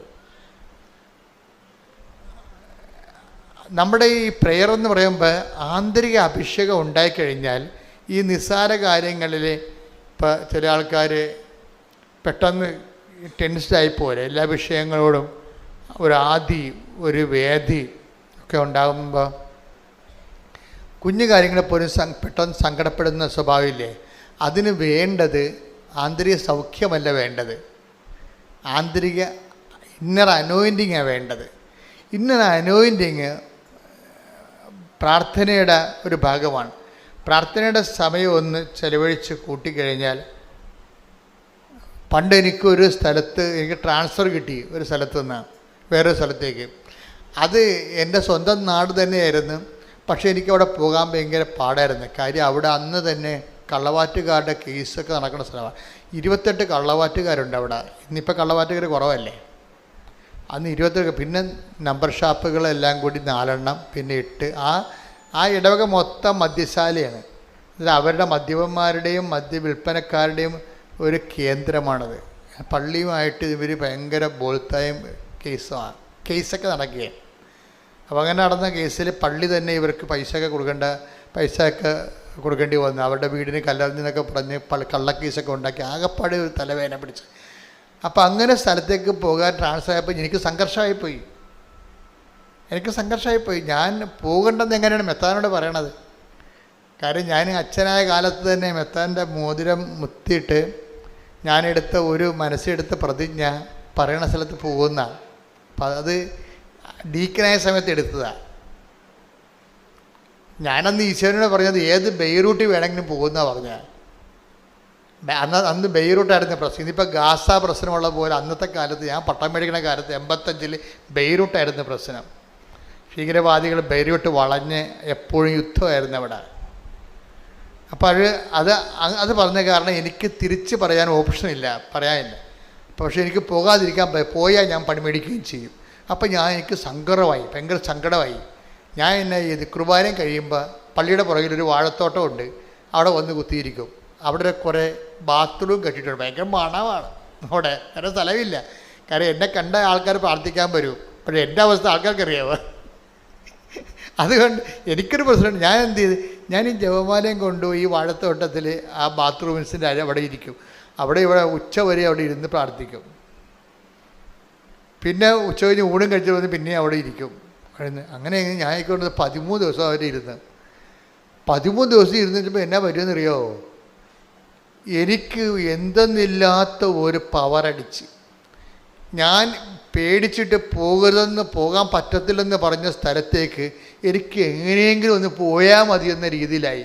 എൻ്റെ ആന്തരിക മനസ്സ് ചേഞ്ച് ചെയ്ത്. ഇതിനാ ഇന്നർ ഹീലിംഗ് ഇന്നർ അനോയിൻറ്റിങ് എന്ന് പറയുന്നത്. ഇതാണ് പ്രശ്നങ്ങളല്ല പ്രശ്നം അഭിമുഖീകരിക്കാൻ നമ്മളാണ് പ്രശ്നം. മനസ്സിലായില്ലേ? നമ്മളുടെ ഈ ജീവിതത്തിൽ പ്രാർത്ഥന നിലവായി. ഇപ്പോൾ ഈ വോക്കൽ പ്രെയറിന് ഒരു എന്തിനാണ് എപ്പോഴും ഇങ്ങനെ പ്രാർത്ഥിച്ചുകൊണ്ടിരിക്കണത്? എന്തിനാണ് എപ്പോഴും ഇങ്ങനെ കൊന്തേ ഉരുട്ടിക്കൊണ്ടിരിക്കണത്? പറഞ്ഞത് തന്നെ പറഞ്ഞത് എന്തിനാണെന്ന് ചോദിച്ചാൽ അഭിഷേകം കിട്ടാനാണെന്ന് എൻ്റെ ഉത്തരം. ചില പറയില്ലേ, ഇപ്പോൾ ചില സഹോദരർ പറയും ഈ നന്മ പറഞ്ഞോടെ തന്നെ എപ്പോഴും ചൊല്ലിക്കൊണ്ടിരിക്കണത് എന്തിനാണ് ചോദിക്കണത്? ഞാൻ അത് വെച്ചിട്ടല്ല നമ്മൾ അഖണ്ഡ ജപമാല തുടങ്ങിയത്. അഖണ്ഡ ജപമാല ഞാൻ എൻ്റെ ജീവിതത്തിൽ ജപമാല എനിക്ക് തന്ന അനുഭവം കൊണ്ടാണ് പിന്നീട് ജപമാല കാര്യമുണ്ടെന്ന് മനസ്സിലാക്കിയപ്പോഴാണ് ഞാൻ അത് തന്നെ 93 അനുഭവം. ഞാനിവിടെ 2002 ഇവിടെ ആ അനുഭവം ആൾക്കാർക്ക് പകർന്നു കൊടുക്കാൻ വേണ്ടിയാണ് അഖണ്ഡ ജപമാല ആരംഭിച്ചത്. അഖണ്ഡ ജപമാല ഒരു കൊല്ലം മുഴുവൻ നടത്തി രാത്രിയും പകലും നടത്തിയപ്പോഴാണ് 2004 ഡിസംബർ 7-ാം തീയതി അമ്മ പ്രത്യക്ഷപ്പെട്ടത്. അപ്പോൾ ഈ പ്രത്യക്ഷീകരണമെന്ന് പറയണത് ഒരു പ്രാർത്ഥനയിൽ പ്രത്യക്ഷപ്പെടുകയല്ല ശരിക്കും ചെയ്യണത്, പ്രത്യക്ഷപ്പെടുത്തുകയാണ് ചെയ്യണത്. എപ്പോഴും ഓർത്തേക്കണം. അപ്പോൾ ഉദാഹരണത്തിന് അത് വായിച്ച് അപ്പോസ്തല പ്രവർത്തനങ്ങൾ 10-ാം അധ്യായം 37 മുതലുള്ള തിരുവചനങ്ങൾ. യോഹന്നാൻ പ്രസംഗിച്ച സ്നാനത്തിന് ശേഷം ഗലീലയിൽ ആരംഭിച്ച് യൂദയ മുഴുവനിലും സംഭവിച്ച കാര്യങ്ങൾ നിങ്ങൾക്ക് അറിവുള്ളതാണല്ലോ. നസ്രായനായ യേശുവിനെ പരിശുദ്ധാത്മാവിനാലും ശക്തിയാലും ദൈവം എങ്ങനെ അഭിഷേകം ചെയ്തുവെന്നും അവൻ എപ്രകാരം. ഞാൻ ഇന്നർ ഹീലിംഗ് ഇന്നർ അനോയിൻറ്റിങ് എന്ന് പറയണത് എന്താണ്? ഈ പ്രാർത്ഥിക്കുമ്പോൾ 2 സംഭവിക്കും. എന്താണ്? ആ വചനം ഏതാണ്? നമ്പർ എത്രയാണ്? 10:38. 10:38 ഒന്നിനു വായിച്ചേ. നസ്രായനായ യേശുവിനെ പരിശുദ്ധാത്മാവിനാലും ശക്തിയാലും ദൈവം എങ്ങനെ അഭിഷേകം ചെയ്തുവെന്നും അവൻ എപ്രകാരം നന്മ പ്രവർത്തിച്ചുകൊണ്ടും പിശാചിനാൽ പീഡിപ്പിക്കപ്പെട്ടവരെ സുഖപ്പെടുത്തിക്കൊണ്ടും ചുറ്റി സഞ്ചരിച്ചുവെന്നും നിങ്ങൾക്കറിയാം. അപ്പൊ ഇന്നർ അനോയിന്റിംഗ് എന്ന് പറയുന്നത് പരിശുദ്ധാത്മാവിന് ശക്തിയല്ല, അത് പ്രാർത്ഥനയെ കിട്ടണതാ. ഇപ്പൊ നമ്മൾ ഒരു കൊല്ലം മുഴുവനും ഇവിടെ അഖണ്ഡ ജപമാല ചൊല്ലി, രാത്രിയും പകലും അണമുറിയാതെ ചൊല്ലി. അപ്പോൾ എന്ത് പറ്റി? നമുക്ക് പരിശുദ്ധാത്മാവും കിട്ടി, ശക്തിയും കിട്ടി. അതിൻ്റെ ഫലമായിട്ടാണ് ആ അഖണ്ഡ ജപമാല കഴിഞ്ഞ് അത് ഒക്ടോബർ മാസം കഴിയുമ്പോൾ ഡിസംബർ മാസത്തിൽ അമ്മ മാതാവിൻ്റെ പ്രത്യക്ഷീകരണം സമയഘടികാരം നെഞ്ചിൽ ചാർത്തിക്കൊണ്ട് നിങ്ങൾക്ക് കൃപാസക്തി വരുമ്പോൾ ഉണ്ടാകുന്ന ഗുണം എന്താണെന്നറിയാവോ? നിങ്ങൾക്ക് ഒത്തിരിയേറെ ഇത് ലൈറ്റ് വെയ്റ്റാണ്. കൃപാസനം ആധ്യാത്മികതയുടെ ഏറ്റവും വലിയ ഗുണം ഉടമ്പടി എന്ന് പറയുന്നത് ഫെദർ ടച്ച്, ലൈറ്റ് വെയ്റ്റാണ്. പവർ സ്റ്റിയറിംഗ് എന്നൊക്കെ പറയത്തില്ലേ, power and steering, mechanical steering അല്ല. അതിന് ഒത്തിരിയേറെ കഷ്ടപ്പാടാണ്. ഉള്ള മസിലെല്ലാം പൊടിഞ്ഞ് വേർത്ത് പൊടിഞ്ഞ്, ഇത് പവർ സ്റ്റിയറിംഗ് ആണ്. എന്താ കാര്യം? ഇതിങ്ങനെ ഒരു ഫെദർ ടച്ച് കൊണ്ട് വർക്ക് ചെയ്യും. കാര്യം ഉടമ്പടിയുടെ വരുന്നൊരു വിഷയം മാതാവിൻ്റെ പ്രത്യക്ഷീകരണം, അതിൻ്റെ അടയാളങ്ങൾ കാണിക്കാൻ ദൈവത്തിന് ഭയങ്കര ആഗ്രഹമുണ്ട്. മാതാവിൻ്റെ പ്രത്യക്ഷീകരണ കൃപാസത്യം മാതാവ് പ്രത്യക്ഷപ്പെട്ടതിനെക്കുറിച്ച് സ്ഥിരീകരിക്കേണ്ടത് നമ്മുടെ ആവശ്യത്തെക്കാൾ ഉപരി. കാര്യം സമയഘടികാരമല്ലേ നെഞ്ചിൽ ചാർത്തിരിക്കണത്. അതിൽ ഊർദ് പോലെയും ഫാത്തിമ പോലെയും നിസ്സാരമായ കാര്യങ്ങളല്ലത്. സമയഘടികാരമാണ് നെഞ്ചിൽ ചാർത്തിരിക്കണത്. പിന്നെ സിൽവർ ഗ്രേയിലാണ് കാണപ്പെടുന്നത്. പറഞ്ഞിരിക്കുന്നത് ദുരന്തമുണ്ടാകാൻ പോണ അന്ത്യകാലത്തിൻ്റെ നിറങ്ങളും അന്ത്യകാലത്തിൻ്റെ സന്ദേശമാണ്. ഇത് ലോകം മുഴുവൻ എത്തണമെന്നുണ്ടെങ്കിൽ ഒത്തിരിയേറെ വ്യാപകമായ രീതിയിൽ ചർച്ച ചെയ്യപ്പെടുന്നുണ്ടെങ്കിൽ അടയാളം കിട്ടണം. അടയാളം കിട്ടണമെന്നുണ്ടെങ്കിൽ അതിനുള്ള കഴിവുള്ള ആൾക്കാർ അവലംബം ചെയ്യണം ഇവിടെ. അതുകൊണ്ട് ദൈവത്തിൻ്റെ ഒരു ആവശ്യമാണ് നിങ്ങളുടെ ജപ്തി മാറ്റുക, നിങ്ങളുടെ ക്യാൻസർ മാറ്റുക, നിങ്ങളെ പച്ചപിടിപ്പിച്ചെടുക്കുക എന്നുള്ളത് നമ്മുടെ ആവശ്യം പോലെ തന്നെ ആരുടെ ആവശ്യമാണ്? ദൈവത്തിൻ്റെ ആവശ്യമാണ്. കാര്യം കൃപാസനത്തിൽ ഇപ്പം നിങ്ങളുടെ മറ്റൊരു തരത്തിലുള്ള ധ്യാനം കൂടുന്ന പോലെ അല്ല പ്രശ്നം. ധ്യാനത്തിൻ്റെ ചുറ്റവട്ടങ്ങൾ ഒക്കണ പോലല്ല ഇത് അല്പം ശരിയായ ബാക്കി ദൈവം ശരിയാക്കും. അതാണ് വിഷയം. അതുകൊണ്ടാണ് പറയുന്നത്. അത് ഇപ്പോഴല്ല, പണ്ടും അങ്ങനെയാണ്. അതുകൊണ്ടാണ് പറയുന്നത് അല്പം നമ്മൾ ശരിയായ ബാക്കി ദൈവം ശരിയാക്കുക. കാര്യം ദൈവത്തിൻ്റെ ഒരു ആവശ്യമാണിത്. പ്രത്യക്ഷീകരണം സഭയെ കൊണ്ട് അംഗീകരിച്ചിട്ട് ഇൻ്റർനാഷണൽ ലെവലിൽ ചർച്ച ചെയ്യപ്പെട്ടിട്ട് ദൈവ മെസ്സേജ് ഗ്ലോബലായിട്ട് കൊടുക്കുക എന്നുള്ളത് ദൈവത്തിൻ്റെ ആവശ്യമാണ്. അതിന് ദൈവം നമ്മളെ കരുവാക്കും. അപ്പം നിങ്ങൾ ബുദ്ധിയുള്ളവർ എങ്ങനെയാണ് ചെയ്യേണ്ടത്? എന്താ ചെയ്യേണ്ടത്? കർത്താവേ, എൻ്റെ ഈ അവസ്ഥയിൽ നിന്ന് തന്നെ രക്ഷപ്പെടുത്തണമെന്നല്ല പറയേണ്ടത്. കർത്താവേ, എന്നെ നിൻ്റെ പ്രത്യക്ഷീകരണത്തിൻ്റെ സാക്ഷിയാക്കണേ. ഒന്ന് പറഞ്ഞേ, നെഞ്ചത്ത് കൈവച്ച് പറഞ്ഞേ, കർത്താവേ, എൻ്റെ കണ്ണീരിന് സമാധാനം ഉണ്ടാക്കിക്കൊണ്ട് അങ്ങ് എന്നെ കൃപാസനത്തിൽ പ്രത്യക്ഷപ്പെട്ട പരിശുദ്ധ അമ്മയുടെ പ്രത്യക്ഷീകരണത്തിന്റെ സാക്ഷിയാക്കണമേ. ശ്രുതികട്ടെ ഹല്ലേലൂയ, ഹല്ലേലൂയ,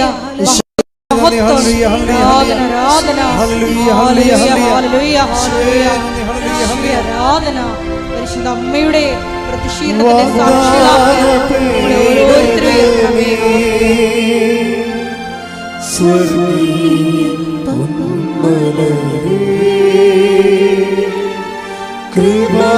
കൃപാസനത്തിൻ്റെ അമ്മേ,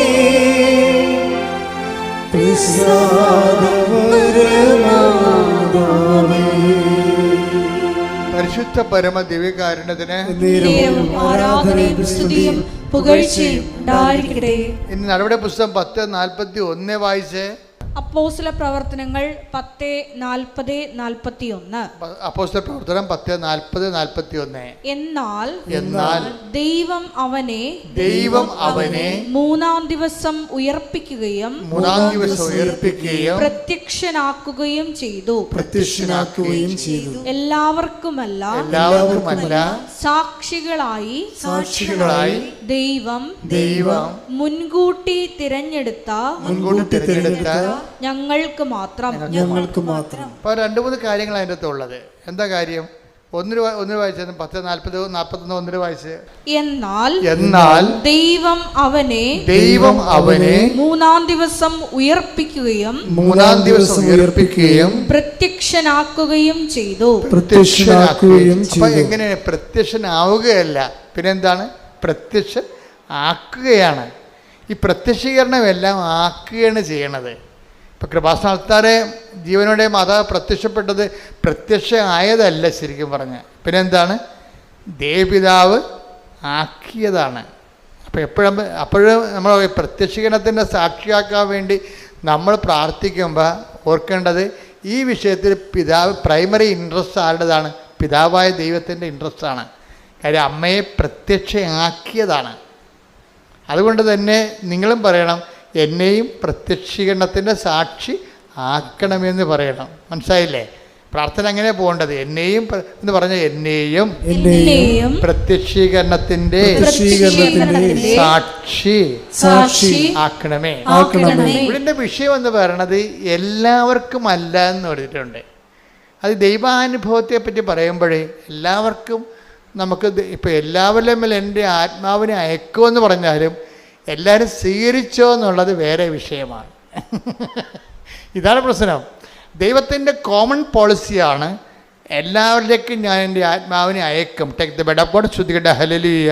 ജോയേൽ 2:28. ജോയേൽ പ്രവാചകന്റെ പുസ്തകം 2-ാം അധ്യായം 28-ാം വാക്യം. അന്ന് ഇങ്ങനെ സംഭവിക്കും. ഏറ്റു പറഞ്ഞ് അന്ന് ഇങ്ങനെ സംഭവിക്കും.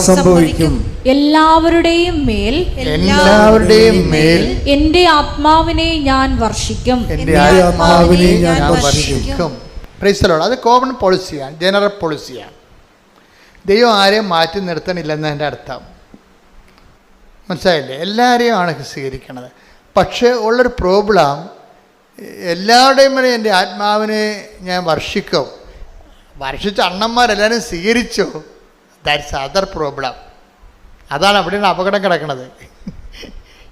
അത് ദൈവത്തിൻ്റെ കോമൺ പോളിസിയാണ്. ദൈവം പക്ഷപാതരഹിതനാണെന്ന് എഴുതിയിട്ടില്ലേ? Take the bed of God. അപ്പോസ്തല പ്രവർത്തനം 10:34. പത്രോസ് അവരോട് സംസാരിച്ചു തുടങ്ങി. സത്യമായും ദൈവത്തിന് പക്ഷപാതമില്ലെന്ന്. അതാ പ്രശ്നം. ഞാൻ എല്ലാവരുടെയും മേൽ എൻ്റെ ആത്മാവിനെ അയക്കുമെന്ന് ജോയേൽ 2:28 പറയുന്നുണ്ടെങ്കിൽ അതിൻ്റെ അർത്ഥം എന്താണ്? അർത്ഥം ഇത്രയേ ഉള്ളൂ, ദൈവത്തിന് പക്ഷപാതമില്ല, അത്രയേ ഉള്ളൂ. ആരെയും മാറ്റി നിർത്തിയിട്ട് അവർക്ക് കൊടുക്കണ്ട, ഇവർക്ക് കൊടുത്താൽ മതി എന്നൊക്കെ പറയത്തില്ലേ? അങ്ങനെയില്ല. ദൈവത്തെ അന്വേഷിക്കുന്ന ആർക്കും ദൈവം കൊടുക്കും. പക്ഷെ പ്രശ്നം എന്ന് വെച്ച് കഴിഞ്ഞാൽ, പ്രശ്നം എവിടെയാണ്? ഈ കൊടുക്കുന്ന ആൾക്കാർ സ്വീകരിക്കുന്നുണ്ടോ എന്നുള്ളതാണ് പ്രശ്നം.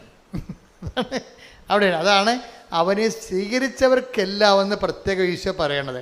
Take the bed of God. യോഹന്നാൻ 1:12. തന്നെ സ്വീകരിച്ചവർക്കെല്ലാം. ഏറ്റു പറഞ്ഞ തന്നെ സ്വീകരിച്ചവർക്ക് എല്ലാം തന്റെ നാമത്തിൽ വിശ്വസിക്കുന്നവർക്കെല്ലാം ദൈവമക്കളാകാൻ അവൻ കഴിവ് നൽകി. കപ്പാസിറ്റിയാണ്, കഴിവാണ്. അതായത് ഞാൻ അന്നാണ് എൻ്റെ ആത്മാവിനെ എല്ലാവർക്കും നൽകി. പക്ഷെ എല്ലാവരും സ്വീകരിക്കണമെന്ന് നിർബന്ധമില്ല. സ്വീകരിക്കുന്നവർക്ക് എന്താ സംഭവിക്കണത്? ദൈവമക്കളാകാനുള്ള കഴിവ് നൽകി. പക്ഷേ സ്വീകരിക്കുന്നവർക്ക് ദൈവമക്കളാകാനുള്ള കഴിവ് വരണത് എങ്ങനെയാണ്? അവരെ എപ്പോഴാണ് വരണത്? അവർ പരിശുദ്ധാത്മാവിനാൽ നയിക്കപ്പെടണം. അതാണ് 8:14 എടുത്ത്, റോമ 8:14 എടുത്ത്. ശ്രുതികട ഹല്ലേലൂയ.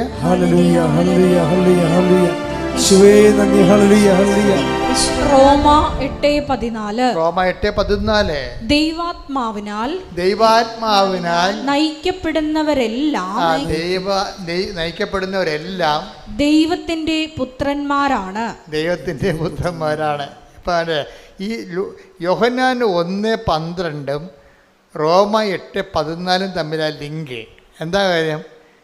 സ്വീകരിച്ചവർക്കെല്ലാം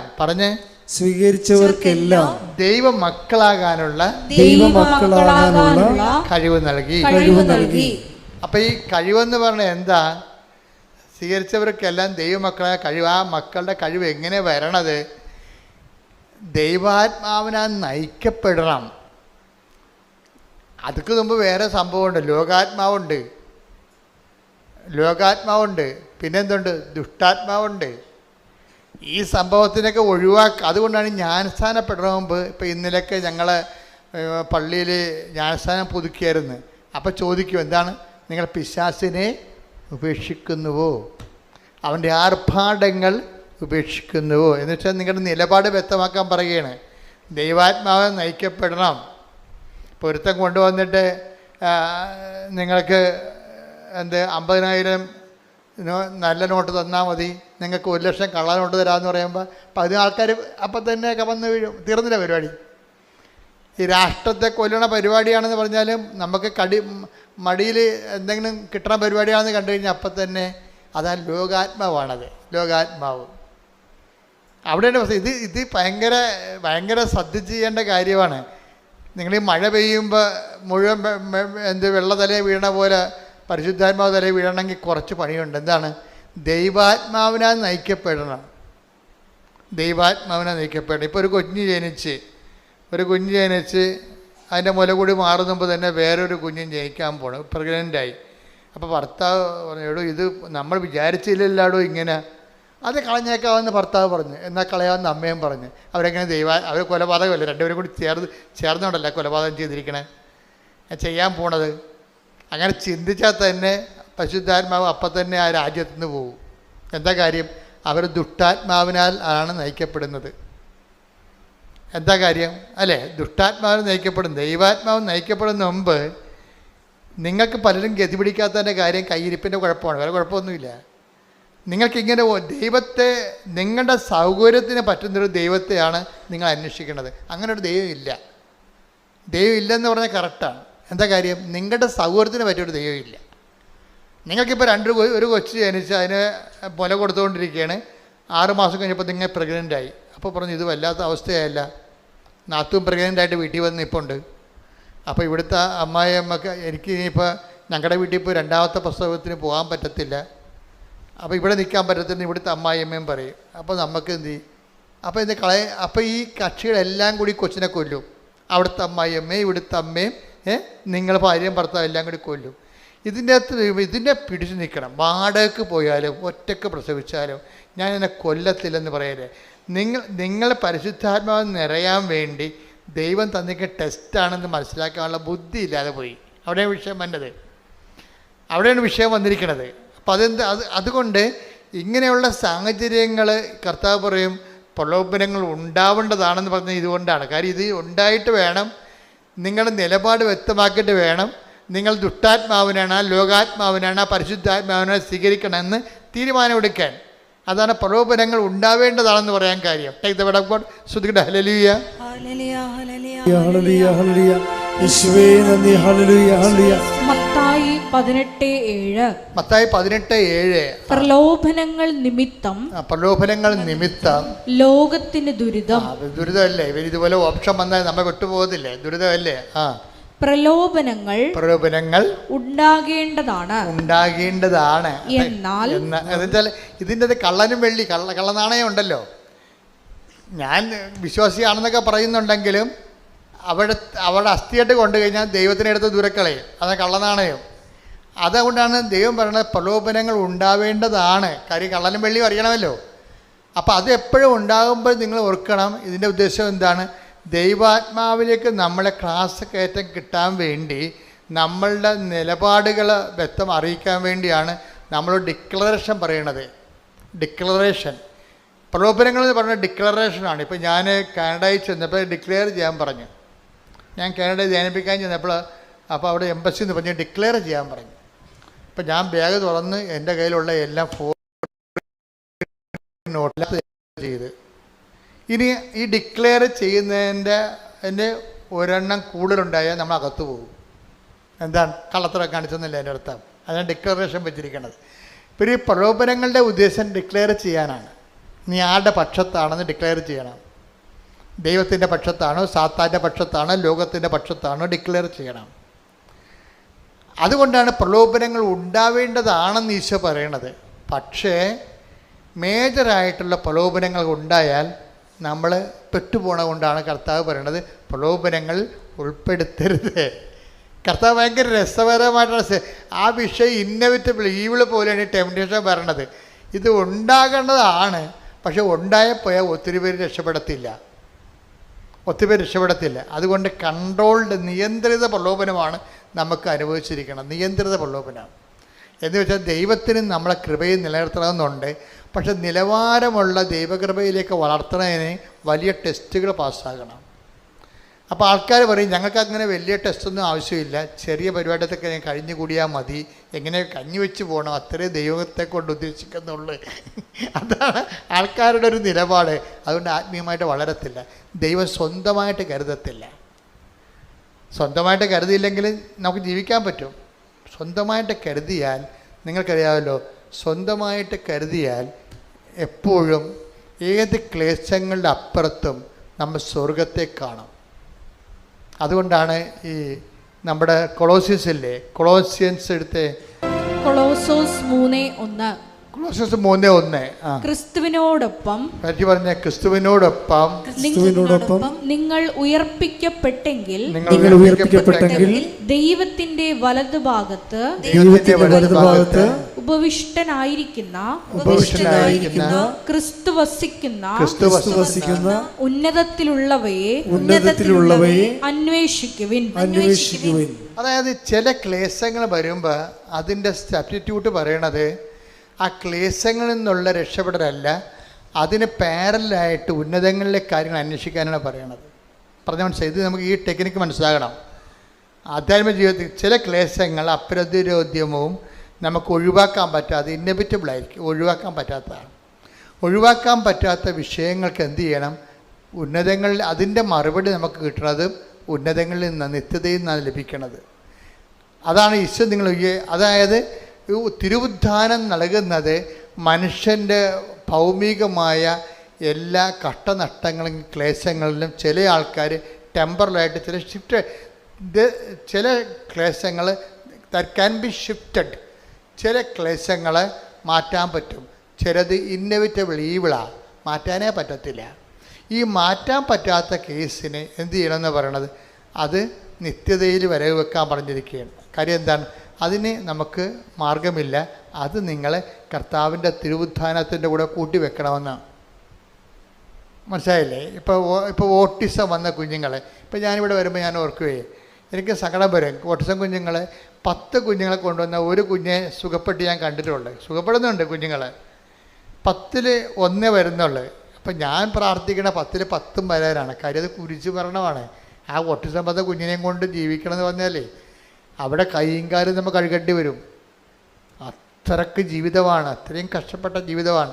അപ്പോൾ എനിക്കാണെങ്കിൽ ഓട്ടിസം ബാധിച്ച കുഞ്ഞുങ്ങളെ കൊണ്ടുമ്പോൾ ആ മാതാപിതാക്കന്മാരെയാണ് ഞാൻ എപ്പോഴും മാതാവിൻ്റെ അടുത്ത് കൊടുക്കണത്. കുഞ്ഞിനെ അല്ല ഞാൻ പ്രാർത്ഥിക്കണത്. കർത്താവ് ഇത് മാറ്റാൻ പറ്റത്തില്ലെങ്കിലേ, ഈശോ പറഞ്ഞില്ലേ, സാധ്യമെങ്കിൽ പിതാവേ ഈ പാനപാത്രം എന്നെ കടന്നു പോകത്തില്ലേ, അല്ലെങ്കിൽ പിന്നെ എന്താണ്, അങ്ങയുടെ ഇഷ്ടം നിറവേറട്ടെ. അതാണ് വിഷയം. അതിന് അടുത്ത സെക്കൻഡ് ഓപ്ഷനുണ്ട്. ചില കാര്യങ്ങൾ മാറ്റാൻ പറ്റത്തില്ലെങ്കിൽ പിന്നെയുള്ളത് എന്താണ്? ദൈവഹിതം നിറവേറട്ടെ. അപ്പോൾ ദൈവഹിതം നിറവേറുമ്പോൾ ഒരു ഗുണമുണ്ടാവും. എന്താ സംഭവം? അവനെ ശക്തിപ്പെടുത്താനൊരു മാലാഖ വരും. അതാണ് ഈശോയ്ക്ക് കിട്ടിയ ഓപ്ഷൻ. എന്താ വെച്ചാൽ നമുക്കിപ്പോൾ ദൈവഹിതമായിട്ട് ഇപ്പോൾ നിങ്ങൾക്ക് മാറ്റാൻ പറ്റാത്ത ഇന്നവിറ്റബിൾ ഈബിളായിട്ടുള്ള ഒരു സങ്കടം മാറ്റാൻ പറ്റണില്ല എന്ന് വിചാരിച്ചോ? രോഗമാകാം, വേറെ എന്തും ആകാം. ചിലപ്പോൾ ഒരു നാശം പിടിച്ച അയൽവാസിയാകാം. അറിയാമല്ലോ, നാശം പിടിച്ച അയൽവാസികളെ നമുക്ക് ചിലർ, എൻ്റെ അച്ഛാ ഒരു തിരുവഞ്ചരിച്ച അച്ഛാ, ഏതെങ്കിലും ഈ നരകത്തിൽ നിന്ന് പോട്ടെ, ഈ രാജ്യം വിട്ട് എവിടെയെങ്കിലും ഇപ്പോൾ താമസിക്കട്ടെ, അവർ നമ്മളെ പൊറുപ്പിക്കത്തില്ല അച്ഛാ എന്ന് പറയും. അപ്പോൾ ഞാൻ പ്രാർത്ഥിച്ച് നോക്കിയിട്ട് പറയും, മോളെ പോകാൻ പറ്റത്തെന്ന് തോന്നുന്നില്ല എന്ന് പറയും. കാര്യം ഇതിനേക്കാൾ വലിയ പിടിച്ചതിനേക്കാൾ വലുത് അളയിരിപ്പുണ്ട്, നീ ചെല്ലുന്ന സ്ഥലത്ത് ഇതിനേക്കാൾ വലിയ പണ്ടാരം വരുന്നുണ്ട്, നീയാണ് പ്രശ്നം, അവരല്ല പ്രശ്നം എന്ന് പറയും. എന്താ കാര്യം? ഇതിന് അവനെ ശക്തിപ്പെടുത്താൻ ഗെത്സെമനിൽ വായിച്ച് അവനെ ശക്തിപ്പെടുത്താൻ ലൂക്ക 22:42-43. ലൂക്ക 22:42. പിതാവേ അങ്ങേക്ക് ഇഷ്ടമെങ്കിൽ ഈ പാനപാത്രം എന്നിൽ നിന്ന് അകറ്റണമേ. എങ്കിലും എന്റെ ഹിതമല്ല അവിടുത്തെ ഹിതം നിറവേറട്ടെ. അപ്പോൾ അവനെ ശക്തിപ്പെടുത്താൻ സ്വർഗത്തിൽ നിന്ന് ഒരു ദൂതൻ പ്രത്യക്ഷപ്പെട്ടു. അപ്പൊ ഇതാണ് ശക്തിപ്പെടുത്തുക. അപ്പൊ 10-9 കാര്യവും നമുക്ക് ഷിഫ്റ്റ് ചെയ്യാൻ നടക്കും. ഒരു കാര്യം ചിലപ്പോൾ നടക്കത്തില്ല. അതാണ് ഇന്നോവേറ്റീവ് ഈബിൾ എന്ന് പറയുന്നത്. അതെന്താണ്? അങ്ങേക്ക് ഇഷ്ടമെങ്കിൽ പാത്രം എടുത്ത് മാറ്റാം, അല്ലെങ്കിൽ എൻ്റെ ഇഷ്ടമല്ല അങ്ങയുടെ ഇഷ്ടം നിറവേറ്റം പറയുമ്പോഴെന്താ പറയണത്? അവനെ ശക്തിപ്പെടുത്താനൊരു മാലാഖ. പ്രാർത്ഥന അതാണ് സംഭവിക്കേണ്ടത്. നമുക്ക് മാറ്റപ്പെടാൻ പറ്റാത്ത ഒരു സാധനമാണെങ്കിൽ അതിന് ശക്തി ലഭിക്കാനുള്ള സാധ്യതയുണ്ട്. മനസ്സിലായ അച്ഛൻ പറഞ്ഞത്? മാറ്റപ്പെടാൻ പറ്റാത്ത ഒരു വിഷയമാണെങ്കിൽ ഇപ്പം നിങ്ങളുടെ അയൽവാസി തന്നെ അങ്ങോട്ട് നോക്കിയ കേസ് കൊടുക്കുന്ന പാർട്ടിയായിരിക്കും. ചിലപ്പോൾ നമ്മൾ നോക്കത്തില്ല. പിന്നെ വല്ല ഇലയും നമ്മൾ പറന്ന് വീണ അവർ പറയും അത് നിങ്ങൾ കൊണ്ടുവന്ന് ഇട്ടതാണെന്ന് പറയും. നമ്മളവിടെ നിന്ന് വല്ല കൃപാസനത്തിലോ വല്ലതും പോവുകയാണെങ്കിൽ അവിടെ വന്ന് നമ്മുടെ ചിരവ എടുത്തിട്ട് അവർ പോകും. ജീവിക്കാൻ പറ്റത്തില്ല. നമ്മുടെ പശുവിനൊക്കെ അവർ അഴിച്ചു വിടും, കിണറ്റിൽ കൊണ്ടൊന്ന് മാലിന്യം വിടും. അപ്പോൾ അങ്ങനെയൊക്കെ വരുമ്പോൾ നമ്മളോട് എവിടെ നിന്നെങ്കിലും പോയാൽ മതിയെന്ന്. പക്ഷെ പോയി കഴിഞ്ഞാൽ ഇതിനേക്കാൾ ഗതികേടാണ് ഇനിയത്തുള്ള അവസ്ഥ. കാരണം നമ്മുടെ ഈ 3 സെൻറ്റ് സ്ഥലവും ഈ പെരയും കിട്ടുന്ന കാശ് കൊണ്ട് ഇനിയൊരു വീടും സ്ഥലവും മേടിക്കാൻ പറ്റത്തില്ല. അതാണ് പ്രശ്നം. അതാണ് അതിൻ്റെ അകത്ത് വിഷയം. അപ്പം അങ്ങനെ വരുമ്പോൾ പിന്നെ എന്തു ചെയ്യും?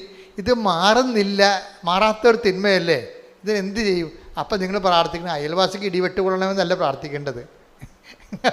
ആൾക്കാർ പറഞ്ഞു കർത്താവേ ഇവിടെ എല്ലാം ഇടിവെട്ട് കൊള്ളണം, ഈ പിയാജിൻ്റെ തല ഇടിവെട്ട് കൊള്ളണമല്ല എന്നാണ് പ്രാർത്ഥിക്കേണ്ടത്. അങ്ങനെയല്ല പ്രാർത്ഥിക്കേണ്ടത്. എന്താണ്?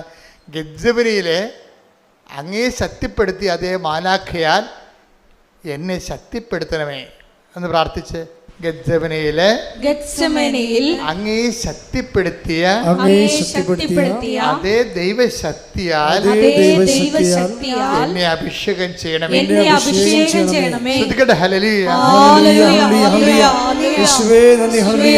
വേദനയുടെ സമയത്ത് തീക്ഷ്ണമായി പ്രാർത്ഥിച്ച് ദൈവകൃപ കരയേറ്റുവാൻ ഈ ആരാധനയിലൂടെ ഞങ്ങൾക്ക് പ്രത്യേക അഭിഷേകം നൽകണമേ. ഹല്ലേലൂയ. മഹത്വം മഹത്വം. ദേവപിതാവേ നന്ദി, ദേവപിതാവേ ആരാധന. കൃപമതിയേ കൃപമതിയേ അളവില്ലാത്ത കൃപമതിയേ കൃപമതിയേ കൃപമതിയേ അളവില്ലാത്ത കൃപമതിയേ. ഉണ്ടാകുന്ന കളർ വ്യത്യാസങ്ങൾ, കാലാവസ്ഥാ ഭേദങ്ങൾ, അതിനെ സുവിശേഷ വിഹിതമായി എങ്ങനെ സമീപിക്കണം, എങ്ങനെ ആത്മാവിൽ അഭിഷേകം പ്രാപിക്കണം എന്നൊക്കെയാണ് ഇപ്പോൾ പരിശുദ്ധാത്മാവ് കർത്താവിൻ്റെ തിരുവുദ്ധാനത്തിൻ്റെ ഫലങ്ങളുടെ ഭാഗമായിട്ട് പറഞ്ഞുകൊണ്ടിരിക്കുന്നത്. ഇപ്പോൾ ഇതിൻ്റെ വിഷയം നമ്മൾ തുടങ്ങി എങ്ങനെയാണ്? അതായത് നിങ്ങൾ യേശു ക്രിസ്തു, കൊളോസ്യൻസ് 3:1 വായിച്ച് ശ്രുതികട ഹല്ലേലൂയ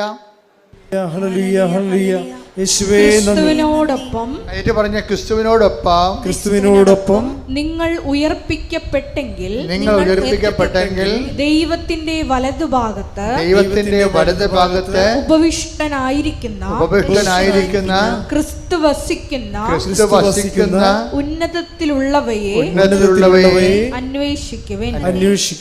എന്തെങ്കിലും ഒരു വിഷയം ഇവിടെ നമുക്ക് പരിഹാരം കാണുന്നില്ല എന്ന് കണ്ടാൽ പിന്നെ എന്ത് ചെയ്യണം?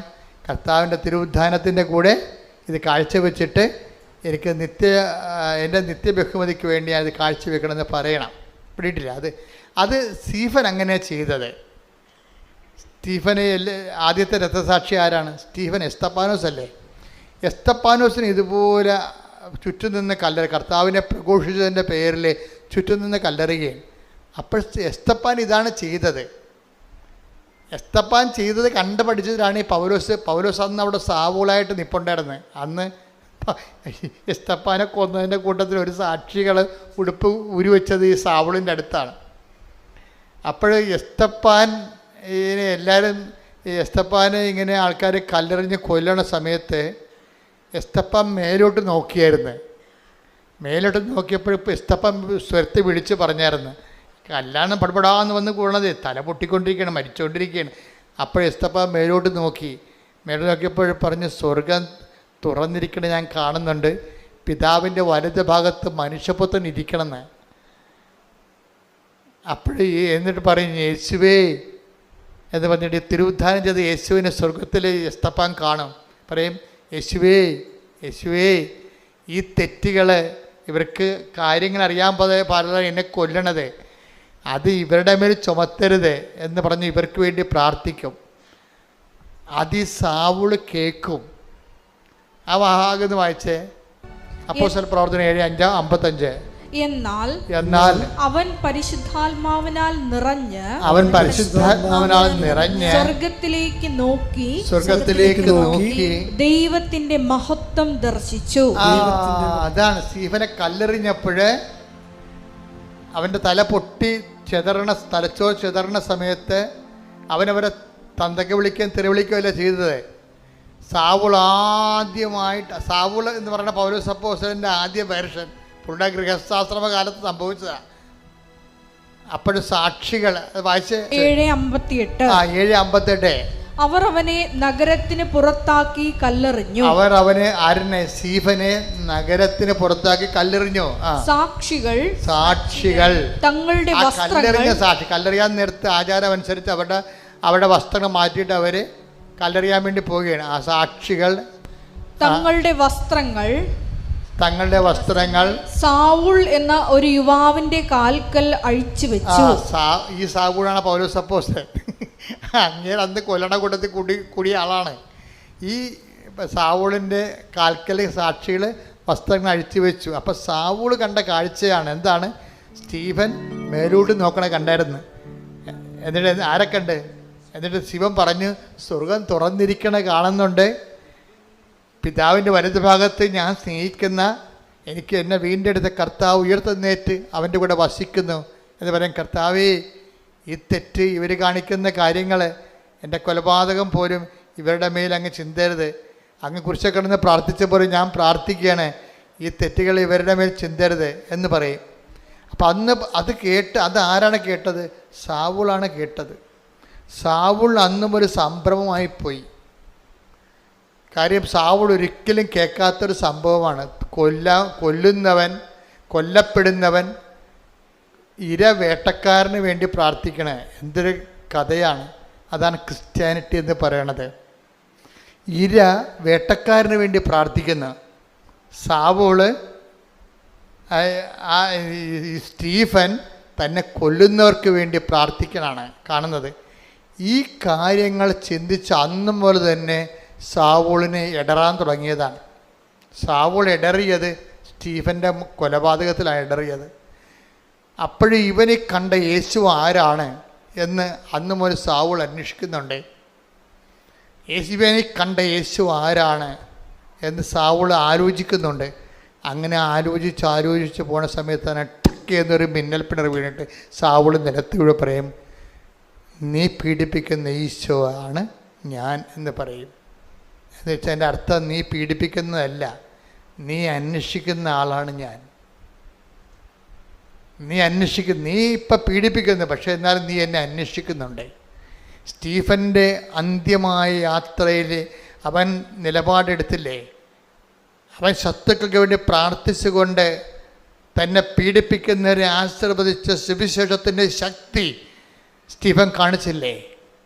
അന്ന് മുതൽ സാവൂൾ, നീ എന്നെ അന്വേഷിക്കുകയായിരുന്നു. നീ പീഡിപ്പിക്കുന്ന യേശു എന്നതിനേക്കാളുപരി അന്ന് സാവൂൾ തർജ്ജമ ചെയ്ത് മനസ്സിലാക്കിയത്, നീ അന്വേഷിക്കുന്ന യേശുവാണ് ഞാനെന്നാണ്. നീ അന്വേഷിക്കുന്ന യേശുവിനെ തന്നെയാണ് അവൻ സ്വർഗത്തിലേക്ക് നോക്കിയത്. അതുകൊണ്ടാണ് സാവൂൾ പിന്നീട് പറയണത്, കൊളോസ്യ ലേഖനം എഴുതുമ്പോൾ തൻ്റെ അനുഭവങ്ങളാണ് പറയണത്. എന്താണ്? നിങ്ങൾ ക്രിസ്തുവിനോടുകൂടി ഉയർപ്പിക്കപ്പെട്ടെങ്കിൽ, പറഞ്ഞേ, നിങ്ങൾ ക്രിസ്തുവിനോടുകൂടെ ഉയർപ്പിക്കപ്പെട്ടെങ്കിൽ ഉന്നതങ്ങളിലെ കാര്യങ്ങൾ അന്വേഷിക്കുവേൻ. അപ്പം നമ്മൾ ഈ വചനം കേൾക്കുന്നതിൻ്റെ ഉദ്ദേശം എന്താ? ചിലർ പള്ളിയിൽ നിന്ന് മാറാതെ നടക്കുന്നതിൻ്റെ ഉദ്ദേശം എന്താണ്? ഉന്നതങ്ങളിലെ കാര്യങ്ങൾ അന്വേഷിക്കാനാണ്. അതാണ് വിഷയം. എന്തെങ്കിലും ക്ലേശങ്ങൾ ഉണ്ടാകുമ്പോൾ നമുക്ക് അടിസ്ഥാന ഘടകം എന്താണ്? നമ്മളെ വീണ്ടെടുക്കാനുള്ള ഉന്നതങ്ങളിലെ കാര്യങ്ങളാണ്. ഉടമ്പടിയും അന്വേഷിക്കണത് എന്താണ്? ഉന്നതങ്ങളിലെ കാര്യങ്ങളാണ്. എന്നുവെച്ചാൽ ഈ വിഷയത്തെക്കുറിച്ച് ദൈവിക നിലപാട് എന്താണ്? ഇത് മാറ്റാൻ പറ്റുന്നതാണെങ്കിൽ അവർക്ക് വീഞ്ഞില്ല എന്ന് പറഞ്ഞപ്പോഴേ വായ്പ വാങ്ങിക്കാനും വാടകയ്ക്ക് എടുക്കാനും കഴിവുണ്ടായിട്ട് പോലും കർത്താവ് അത് കണക്കാക്കാതെ വെള്ളം വീഞ്ഞാക്കി കൊടുത്തെങ്കിൽ നിൻ്റെ എല്ലാ വിഷയങ്ങൾക്കും പരിഹാരമുണ്ട്. നിൻ്റെ വിഷയങ്ങൾക്ക് എന്തിനെങ്കിലും പരിഹാരമില്ലെങ്കിൽ അത് നീ അന്വേഷിക്കേണ്ടത് തിരുവുത്ഥാനത്തിൽ കൃപയായി ആർജിക്കാൻ വേണ്ടി ദൈവത്തിൻ്റെ കുറിച്ച് സന്തോഷം സ്വീകരിച്ചുകൊണ്ട് ഉയർത്തുന്നതിൻ്റെ കർത്താവിനെ നോക്കിക്കൊണ്ട് വേണം നീ മുന്നോട്ട് നടക്കാൻ. കൈയടിച്ച് ശ്രദ്ധിക്കട്ടെ.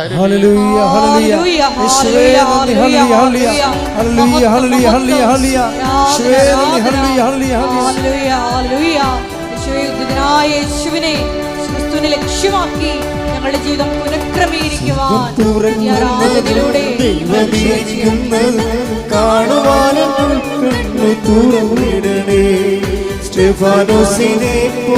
എന്നുമെന്നും ഞങ്ങളെ സത്യത്തിന്റെ സാക്ഷികളാക്കണമേ. സ്വർഗം തുറക്കുന്നത് ദൈവമിരിക്കുന്നത് കാണുവാനും കണ്ണു തുറന്നിടണേ. സ്റ്റെഫാനോസിനെ പോൽ എന്നുമെന്നും ഞങ്ങളെ സത്യത്തിന്റെ സാക്ഷികളാക്കണമേ. നിറയണമേ നിറയണമേ കവിയണമേ കവിഞ്ഞൊഴുകണമേ. നിറയണമേ നിറയണമേ കവിയണമേ കവിഞ്ഞൊഴുകണമേ. നിറയണമേ നിറയണമേ കവിയണമേ കവിഞ്ഞൊഴുകണമേ.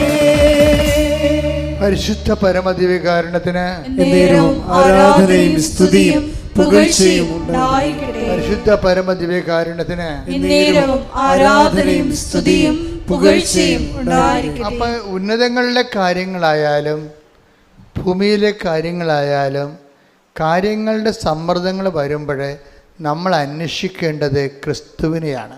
നീ പീഡിപ്പിക്കുന്ന യേശുവാണ് ഞാനെന്നാണെങ്കിലും അത് പൗലോസ് സാവുൾ തർജ്ജമ ചെയ്തത് എന്താണ്? നീ അന്വേഷിക്കുന്ന യേശുവാണ് ഞാനെന്ന്. നീ അന്വേഷിക്കുന്ന യേശുവാണ്. എല്ലാ വിഷയങ്ങളിലും ഇപ്പം നിൻ്റെ ജപ്തി നടപടിയാണ്, നിൻ്റെ ക്യാൻസർ ആകാം, എല്ലാ നടപടികളിലും നീ എന്തന്വേഷിക്കണം? ക്യാൻസറിന് സൗഖ്യമാണ് നമ്മൾ എമർജൻസിയായിട്ട് അന്വേഷിക്കേണ്ടത്. പക്ഷെ അതിൻ്റെ കൂടെ സമാന്തരമായിട്ട് അന്വേഷിക്കേണ്ടത് അതിലൂടെ നീ യേശുവിനെയും അന്വേഷിക്കണം. പിടിയിട്ടില്ലേ? ദൈവം നമ്മളെ യേശുവിനെ അന്വേഷിക്കാൻ വേണ്ടിയാണ് നമ്മുടെ ഈ ഭൂമിയും ഭൂമിയുടെ സാഹചര്യങ്ങളും ദൈവം ഒരു പ്രത്യേക രീതി ക്രമീകരിച്ചിരിക്കുന്നത്. നമ്മൾ യേശുവിനെ കണ്ടെത്താൻ വേണ്ടി കൂടിയാണ്. അപ്പം നിങ്ങൾ ഒരു സ്വരം കേട്ടാലും നിങ്ങൾ ചോദിക്കണം. യേശുവാണ് നിർബന്ധമില്ല, എന്നാലും ചോദിക്കണം. എന്താണ്? ആരാണതെന്ന് ഒരു അനുഭവം ഉണ്ടായാലും, ഒരു സ്വരത്തിൻ്റെ അനുഭവം ഉണ്ടായാലും, ബൈബിളിൻ്റെ ഒരു രീതി അതാണ്. ഒരു അനുഭവം ഉണ്ടായാൽ, ഒരു സ്വരം കേട്ട്, ഇപ്പം പണ്ട് ബർത്തിമേവൂസ് എന്ന് പറഞ്ഞ ഒരുത്തനിങ്ങനെ അന്ധയാചകനായിട്ട് അങ്ങനെ ഇരിക്കല്ലേ, അപ്പോഴാണ് കരികില പുറത്തുകൂടി ഇങ്ങനെ പട്ടാളക്കാർ പോണ പോലെ ഒരു സ്വരം അവൻ കേട്ട്, ഒരു സ്വരം കേട്ട്. കരികിലാണല്ലോ നിറച്ച് വഴിയിൽ, എൻ്റെ പുറത്തുകൂടി ഇവങ്ങനെ കയറി ആൾക്കാർ നടന്ന്, കുറേ ആൾക്കാരുണ്ട് യേശുവിൻ്റെ കൂടെ. അപ്പം ഇങ്ങനെ കരികിലയുടെ സ്വരം ഇവൻ കേൾക്കുന്നുള്ളൂ. ആ കരികിലയുടെ സ്വരം കേൾക്കുമ്പോൾ അങ്ങനെ എത്ര സ്വരം എപ്പോഴും കേൾക്കണേ. പക്ഷെ അങ്ങനെയല്ല, അവൻ ചോദിക്കും ആരാണ് ഈ പോകുന്നതെന്ന്. എല്ലാ അനുഭവങ്ങളും ക്രിസ്തുവിനെ ചോദിക്കണം, ആരാണ് ഈ കടന്നു പോകുന്നത്. Take the bed of God. ശ്രുതിക്കട്ടെ ഹല്ലേലൂയ. നമുക്ക് പല ദുരിതാനുഭവങ്ങളാണ് ഉണ്ടാകണം. ഇപ്പം ദുരിതാനുഭവങ്ങളല്ല നമ്മൾ കരികില സ്വരമാണ് നമ്മൾ കേൾക്കണത്. അപ്പം നമ്മൾ ചോദിക്കേണ്ടത് ആരാണ് കടന്നു പോകണത്, അതാണ് വിഷയം. ഇപ്പം ജോലിയില്ലാതെ നീ നിൻ്റെ ജീവിതത്തിൽ പോകണം, എത്ര കാലം പോകണം എന്ന് പറയുമ്പോൾ നിൻ്റെ ജീവിതത്തിലൂടെ ഇപ്പോൾ ആരാണ് ഈ ഒരു അവസ്ഥ നിനക്ക് നൽകിക്കൊണ്ട് കടന്നു പോകുന്നത്, ആരാണ്, അതാണ് വിഷയം. എന്നിട്ട് അതിൻ്റെ ഉദ്ദേശം എന്ന് വെച്ച് കഴിഞ്ഞാൽ ഇത് വരച്ചെത്തുമ്പോൾ നമ്മൾ ചെല്ലുമ്പോൾ ക്രിസ്തുവിലെത്തിയിരിക്കും. അതാണ് ദൈവത്തിൻ്റെ ഉദ്ദേശം. നീ ക്രിസ്തുവിനെ സ്വീകരിക്കാൻ വേണ്ടിയുള്ള ദൈവത്തിൻ്റെ സാവകാശങ്ങളാണ് സകലസമയമായി നമുക്ക് വരേണ്ടത്. ശ്രുതിക്കട്ടെ ഹല്ലേലൂയ. Hallelujah hallelujah hallelujah. യേശുവേ സ്തുതി. ഹല്ലേലൂയ ഹല്ലേലൂയ. ആരാധന ആരാധന യേശുവേ ആരാധന. കരങ്ങൾ വീശി ചേർന്ന് പാടാം. ആരാധന ആരാധന യേശുവേ ആരാധന. അപ്പോൾ ഈ ബർത്തിമേവസിനെ സംബന്ധിച്ചിടത്തോളം നസറായന യേശുവാണ് കടന്നു പോകുന്നതെന്ന് അവൻ ചോദിച്ച് മനസ്സിലാക്കി. ആരാണ് ഈ കടന്നു പോകുന്നതെന്ന് അവൻ ചോദിച്ചു. അപ്പോൾ ആൾക്കാർ പറഞ്ഞു, നസറായന യേശുവാണ് കടന്നു പോകുന്നത്. ലൂക്ക 18:35-36. ലൂക്ക 18:35 36. അവൻ ജെറീക്കോയെ സമീപിച്ചപ്പോൾ ഒരു കുരുടൻ വഴിയരികിലിരുന്ന് ഭിക്ഷ യാചിക്കുന്നുണ്ടായിരുന്നു. ജനക്കൂട്ടം കടന്നു പോകുന്ന ശബ്ദം കേട്ട് കരികിലപ്പുറത്തുള്ള ശബ്ദം കേട്ടപ്പോൾ എന്താണ് സംഭവിക്കുന്നതെന്ന് അവൻ അന്വേഷിച്ചു. നസ്രായനായ യേശു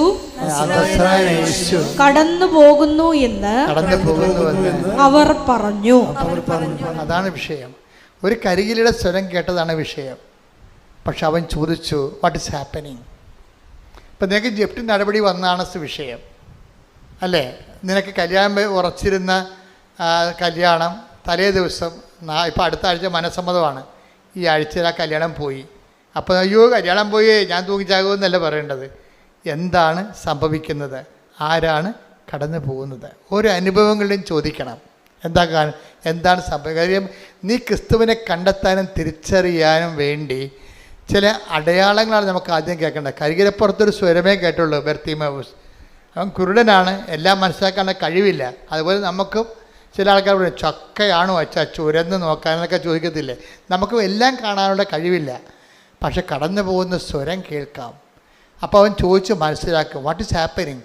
അവൻ പറയണ കർത്താവ് കടന്നു പോകുന്നു. പിന്നെ ഇവൻ്റെ ലക്ഷണം മാറി. അവൻ്റെ ആ സ്വരത്തിൽ കടന്നു പോകുന്ന ഉടമസ്ഥൻ്റെ പേരവൻ കേട്ടു. എന്താ അവൻ കേട്ടത്? നസ്രായനായ യേശുവാണ് കടന്നു പോകുന്നത്. അപ്പോൾ യേശു ആരാണെന്ന് അവനെ അറിയാം. എന്താണ്? അവൻ പ്രാർത്ഥിക്കും. എന്താണ്? അവൻ്റെ വിശ്വാസം അവൻ പ്രഖ്യാപിക്കും. എന്താ പറയണത്? യേശുവേ ദാവീദിൻ്റെ പുത്ര. എന്താണ്? ദാവീദിൻ്റെ വംശത്തിൽ നിന്നായിരിക്കും ലോകത്തിൻ്റെ രക്ഷകൻ വരാൻ പോണതെന്ന് അവനെ അറിയാം. അതുകൊണ്ടാണ് യേശുവേ ദാവീദിൻ്റെ പുത്രൻ എന്നെ രക്ഷക എന്നാണ് വിളിക്കണത്. ലൂക്ക 18:38. അപ്പോൾ അവൻ വിളിച്ചു പറഞ്ഞു, ദാവീദിന്റെ പുത്രനായ യേശുവേ എന്നിൽ കനിയണമേ. അത്രയേ ഉള്ളൂ സംഭവം. അവൻ രക്ഷക എന്ന് വിളിച്ചു. ക്രിസ്തുവിനെ എന്ത് വേണമെന്നൊക്കെ വിളിക്കാം. സാമൂഹ്യ പരിഷ്കർത്താവെന്ന, ചരിത്ര നിയന്താവെന്ന, അതൊന്നും വർക്കൗട്ട് ചെയ്യത്തില്ല. ക്രിസ്തുവിനെ വിളിക്കേണ്ട ഒരു വിളിയേ ഉള്ളൂ. എന്താണ്? രക്ഷക. അത്രയേ ഉള്ളൂ, രക്ഷക. അപ്പം അതുകൊണ്ട് തന്നെ എപ്പോഴും എന്നിട്ട് എന്താണ് പറയുന്നത്? രക്ഷക എന്ന് വിളിച്ചു കഴിഞ്ഞിട്ട് പിന്നെന്താ പറയണത്? എന്നിൽ കനിയണമെന്നാണ് ചോദിക്കണം. എന്നിൽ കനിയണമേ. അപ്പോഴെന്താ പറയുക? യേശു അവിടെ നിന്നു അവനെ വിളിക്കാൻ ആജ്ഞാപിച്ചു. ഇപ്പം വിളിക്കുമ്പോഴെന്താ സംഭവിക്കുന്നത് വെച്ചാൽ, ഇവൻ വിളിക്കുന്ന സമയത്ത് ഇവർ കാര്യം ചെയ്യുന്നുണ്ട്. എന്താണ്? വളരെ കൃത്യമായി ചെയ്യണ രീതി, വളരെ ശ്രദ്ധയോടെ ചെയ്യേണ്ട കാര്യമാണ് ഈ ബർത്തിമേവൂസ് ചെയ്യണത്. എന്താണ്? വിളിച്ച ഉടനെ ആൾക്കാർ വന്ന് പറഞ്ഞു, നീ വിളിച്ചതാണ്, ഈശോ അവിടെ നിൽക്കുന്നുണ്ട്, നിൻ്റെ വിളി കേട്ട് നിന്നോ, നിന്നെ തിരിച്ച് വിളിക്കണമെന്ന് പറഞ്ഞു. തിരിച്ച് വിളിക്കണമെന്ന് പറഞ്ഞോടുകൂടി ഇവൻ ചെയ്ത് എന്താണെന്നറിയാവോ? അത് ഭയങ്കര സംഭവമാണ്. അപ്പം ചിന്തിച്ചു പോകും. ഇവൻ്റെ ഈ പുറംകുപ്പായം എടുത്ത് അവൻ എറിഞ്ഞു കളഞ്ഞു. ക്രിസ്തുവിനെ സ്വീകരിക്കാനുള്ള ഏറ്റവും നടപടിക്രമങ്ങളെന്ന്, പുനരുദ്ധാനം ചെയ്ത യേശുവിനെ സ്വീകരിക്കാനുള്ള ഏറ്റവും നല്ല നടപടിക്രമങ്ങളാണ്. കാരണം ഇവൻ്റെ ഈ മുഖത്തിലെ വിയർപ്പും അതുപോലെ തുപ്പലും ഒക്കെ ഇങ്ങനെയുള്ള കുറേ സംഭവങ്ങളും ഈ പുറംകുപ്പായം കൊണ്ടാണ് ആൾക്കാർ അഡ്ജസ്റ്റ് ചെയ്ത് കളയണത് തുടക്കമൊക്കെ. അപ്പം അതുകൊണ്ട് ഇതത്ര നല്ല തുണിയല്ല, ബാക്ടീരിയയൊക്കെ ഉള്ള പൊല്യൂട്ടഡ് ആയിട്ട് സംഭവമാണ്. ഈ സാധനം ഇവൻ എടുത്ത് എറിഞ്ഞ് കളയും. എന്നിട്ടാണ് ഇവൻ ക്ലീനായിട്ട് കർത്താവിൻ്റെ മുമ്പിൽ പോയി നിൽക്കണത്. അപ്പോൾ കർത്താവ് അവനോട് ചോദിക്കുന്ന ഒരു ചോദ്യമുണ്ട്. എന്താണ് ആ ചോദ്യം? എന്താണ്? വായിച്ചേ. യേശു ചോദിച്ചു, ഞാൻ നിനക്ക് വേണ്ടി എന്തു ചെയ്യണമെന്നാണ് നീ ആഗ്രഹിക്കുന്നത്? അതാണ് വിഷയം. ഇപ്പം എല്ലാവർക്കും ഒരു കാര്യമല്ല ചെയ്യണത്. ഇപ്പം നിൻ്റെ ഉടമ്പടിയിൽ നിൻ്റെ നിയോഗമായിരിക്കത്തില്ല നിൻ്റെ അനിയത്തിൻ്റെ നിയോഗം. അപ്പോൾ എപ്പോഴും നമ്മളെ പർട്ടിക്കുലറായിട്ടുള്ള നമ്മുടെ ആവശ്യങ്ങളെ ദൈവം മാനിക്കും എന്നുള്ളതിൻ്റെ സൂചനയാണത്. ആ വചനം എത്രയാണെന്ന് നോക്കിയേ. ശ്രദ്ധിക്കട്ടെ. ഹല്ലേലൂയ. 10:51. ഒന്നിന് വായിച്ചേ. അതായത് മർക്കോസ് 10:51. മർക്കോസ് 10:51. യേശു ചോദിച്ചു, ഞാൻ നിനക്ക് വേണ്ടി എന്തു ചെയ്യണമെന്നാണ് നീ ആഗ്രഹിക്കുന്നത്? ഇതാണ് നമ്മുടെ ഒരു പിടിവള്ളി എന്ന് പറയണത്. നമുക്ക് എന്തും കർത്താവിനോട് ചോദിക്കാവുന്നത് ഈ വചനം വെച്ചാണ്. കാര്യം നിൻ്റെ അനിയത്തിയുടെ ആവശ്യമായിരിക്കത്തില്ല ചേച്ചിക്കുള്ളത്, ആ ചേച്ചിയുടെ ആവശ്യമായിരിക്കും അമ്മയ്ക്കുള്ളത്, എല്ലാം വ്യത്യസ്തമായിരിക്കും. അതുകൊണ്ടാണ് ചോദിക്കണത്, ഞാൻ നിനക്ക് വേണ്ടി എന്ത് ചെയ്ത് തരണമെന്നാണ് നീ ആഗ്രഹിക്കുന്നത്. അപ്പോൾ നിൻ്റെ ആഗ്രഹം എന്താണെന്നാ അത് ഭയങ്കര ചോദ്യമാണ്. നിങ്ങളൊന്ന് പറഞ്ഞേ. ഞാൻ നിനക്ക് വേണ്ടി എന്ത് ചെയ്ത് തരണമെന്നാണ് നീ ആഗ്രഹിക്കുന്നത്. അപ്പം എൻ്റെ അർത്ഥം വെച്ചാൽ നമ്മുടെ നിയോഗങ്ങളെല്ലാം നിറവേറുമെന്നല്ല എൻ്റെ അർത്ഥം. അതല്ല എൻ്റെ അർത്ഥം. നമ്മുടെ നിയോഗങ്ങളെല്ലാം ഇപ്പം നമ്മുടെ ഏറ്റവും കാതലായ ആവശ്യമാണല്ലോ നമ്മളെ നിയോഗത്തിലിടുന്നത്. അതിനെ കർത്താവ് ചോദിക്കും, ഞാൻ നിനക്ക് വേണ്ടി എന്ത് ചെയ്തു തരണമെന്നാണ് നീ ആഗ്രഹിക്കുന്നത്. എന്ന് വെച്ചാൽ നിൻ്റെ ആഗ്രഹം പോലെ ഞാൻ നിന്നെ സഹായിക്കാം. അതെന്തൊരു സംഭവമാണത്. ഉടമ്പടിയുടെ എല്ലാ വിഷയത്തിൻ്റെ പേരും തീരുമാനം ഉണ്ടാകുന്നത് ഈ ഒരൊറ്റ വചനത്തിലാണ്. എന്താ കാര്യം? ഞാൻ നിനക്ക് വേണ്ടി എന്ത് ചെയ്തു തരണമെന്നാണ് നീ ആഗ്രഹിക്കുന്നത്, അതുപോലെ സഹായിക്കാമെന്ന്. പക്ഷെ ബർത്തിമേവൂസ് ഒന്നൊന്നര ഉരുപ്പടിയാണ്. അവൻ പറയവേ, എനിക്ക് നിന്നെ കാണണമെന്ന് പറയും. അതാണ് സംഭവം. എനിക്ക് എൻ്റെ ആഗ്രഹം അനുസരിച്ച് കാണിക്കണമല്ല. എനിക്ക് വേണ്ടത് എന്താണ്? I want to see you. എനിക്ക് നിന്നെ കാണണം. അതിനെന്ത് ചെയ്യണം? എനിക്ക് കാഴ്ച തരണം. Take the bed up. ശ്രദ്ധിക്കട്ടെ. ഹല്ലേലൂയ. ലൂക്കാ 18:41. ലൂക്കാ 18:41. അവൻ അടുത്ത് വന്നപ്പോൾ യേശു ചോദിച്ചു, ഞാൻ നിനക്ക് വേണ്ടി എന്ത് ചെയ്യണമെന്നാണ് നീ ആഗ്രഹിക്കുന്നത്? അവൻ പറഞ്ഞു, കർത്താവേ, എനിക്ക് കാഴ്ച വീണ്ടും കിട്ടണം. അപ്പം പണ്ടുണ്ടായിരുന്നതാണ്, പിന്നെ പോയി. ഇപ്പം എന്താവും പറയണത്? ബേസിക്കായിട്ട് അവൻ പറഞ്ഞത് എന്താണ്? എനിക്ക് എന്താഗ്രഹത്തേക്കാൾ വലുതാണ് I want to see you. എനിക്ക് കാഴ്ച കിട്ടിയിട്ട് ആദ്യം കാണാൻ പോണത് ആരെയാണ്? നിന്നെയല്ലേ. അതാണ് വിഷയം. അപ്പോൾ നിങ്ങളെ ഓരോ കാര്യം ഉടമ്പടി എഴുതിയിടുമ്പോഴും ആദ്യത്തെ നിയോഗം എന്തായിരിക്കണം? കർത്താവേ, എനിക്ക് നിന്നെ അറിയണം എന്ന് പറഞ്ഞ്. കർത്താവേ, എനിക്ക് നിന്നെ അറിയണം, എനിക്ക് നിന്നെ സ്നേഹിക്കണം, നിന്റെ സാക്ഷിയായി ജീവിക്കണം, എന്നെ അറിവിന്റെ അനുഭവ തലങ്ങളിലേക്ക് ഉയർത്തണമേ. Price the Lord. ഈ സാക്ഷിയായി ജീവിക്കാമെന്ന് പറഞ്ഞാൽ മാത്രമേ കാര്യം. ഇപ്പം നമ്മൾ 10:41 വായിച്ചില്ലേ? ആർക്കാണ് ദൈവത്തിൻ്റെ അടയാളം കിട്ടണത്? സാക്ഷികൾക്കാണ് കിട്ടണത്. നടപടി പുസ്തകം 10:41 വായിച്ചേ. അപ്പോസ്തല പ്രവർത്തനങ്ങൾ 10:41. എല്ലാവർക്കുമല്ല സാക്ഷികളായി ദൈവം മുൻകൂട്ടി തിരഞ്ഞെടുത്ത ഞങ്ങൾക്ക് മാത്രം. വചനം വായിച്ചേ. 10:40. 10:40. എന്നാൽ എന്നാൽ ദൈവം അവനെ മൂന്നാം ദിവസം ഉയർപ്പിക്കുകയും പ്രത്യക്ഷനാക്കുകയും ചെയ്തു.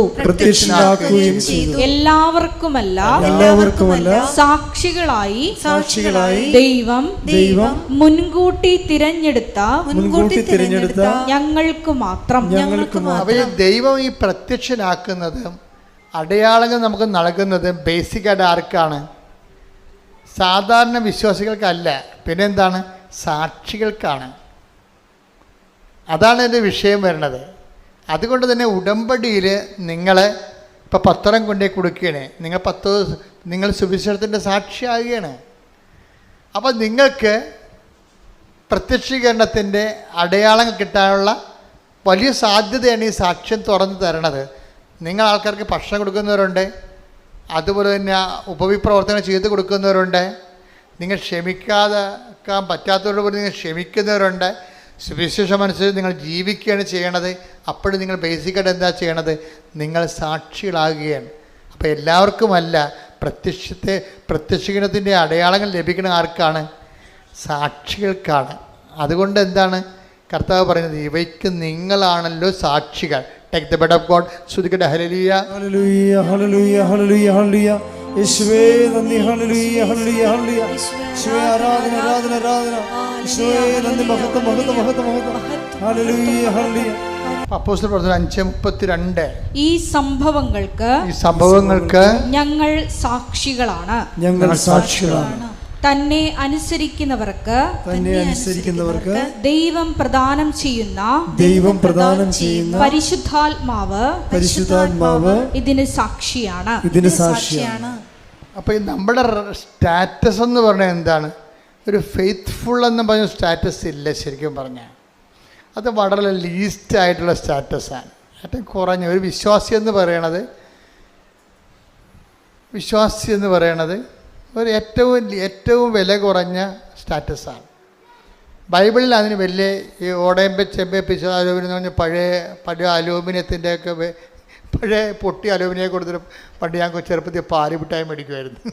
അതുപോലെ വക്ക് പൊട്ടി അലൂമിനിയത്തെ വരെ വിശ്വാസിക്കുള്ളൂ, ഒന്നും ചെയ്യാനില്ല. സ്റ്റാറ്റസ് എന്ന് പറയുന്നത്, ഫണ്ടമെൻ്റൽ സ്റ്റാറ്റസ് എന്ന് പറയുന്നത്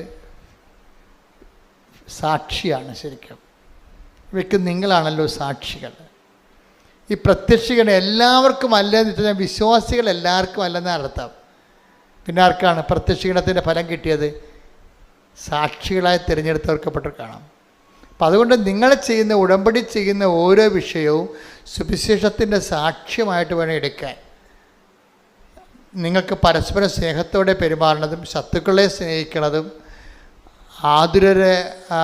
രോഗികളെ ശുശ്രൂഷിക്കുന്നതും എല്ലാം സാക്ഷ്യത്തിൻ്റെ പത്രം കർത്താവിനെ അറിയിക്കാൻ കൊടുക്കുന്നതെല്ലാം ഒറ്റ ബേസ്മെൻ്റാണ്. എന്താണ് കാര്യം? സാക്ഷികൾ. അപ്പം നിങ്ങൾ പ്രാർത്ഥിക്കേണ്ടത് എന്താണ്? ഞങ്ങളെ കർത്താവിൻ്റെ ലൂക്ക 24:48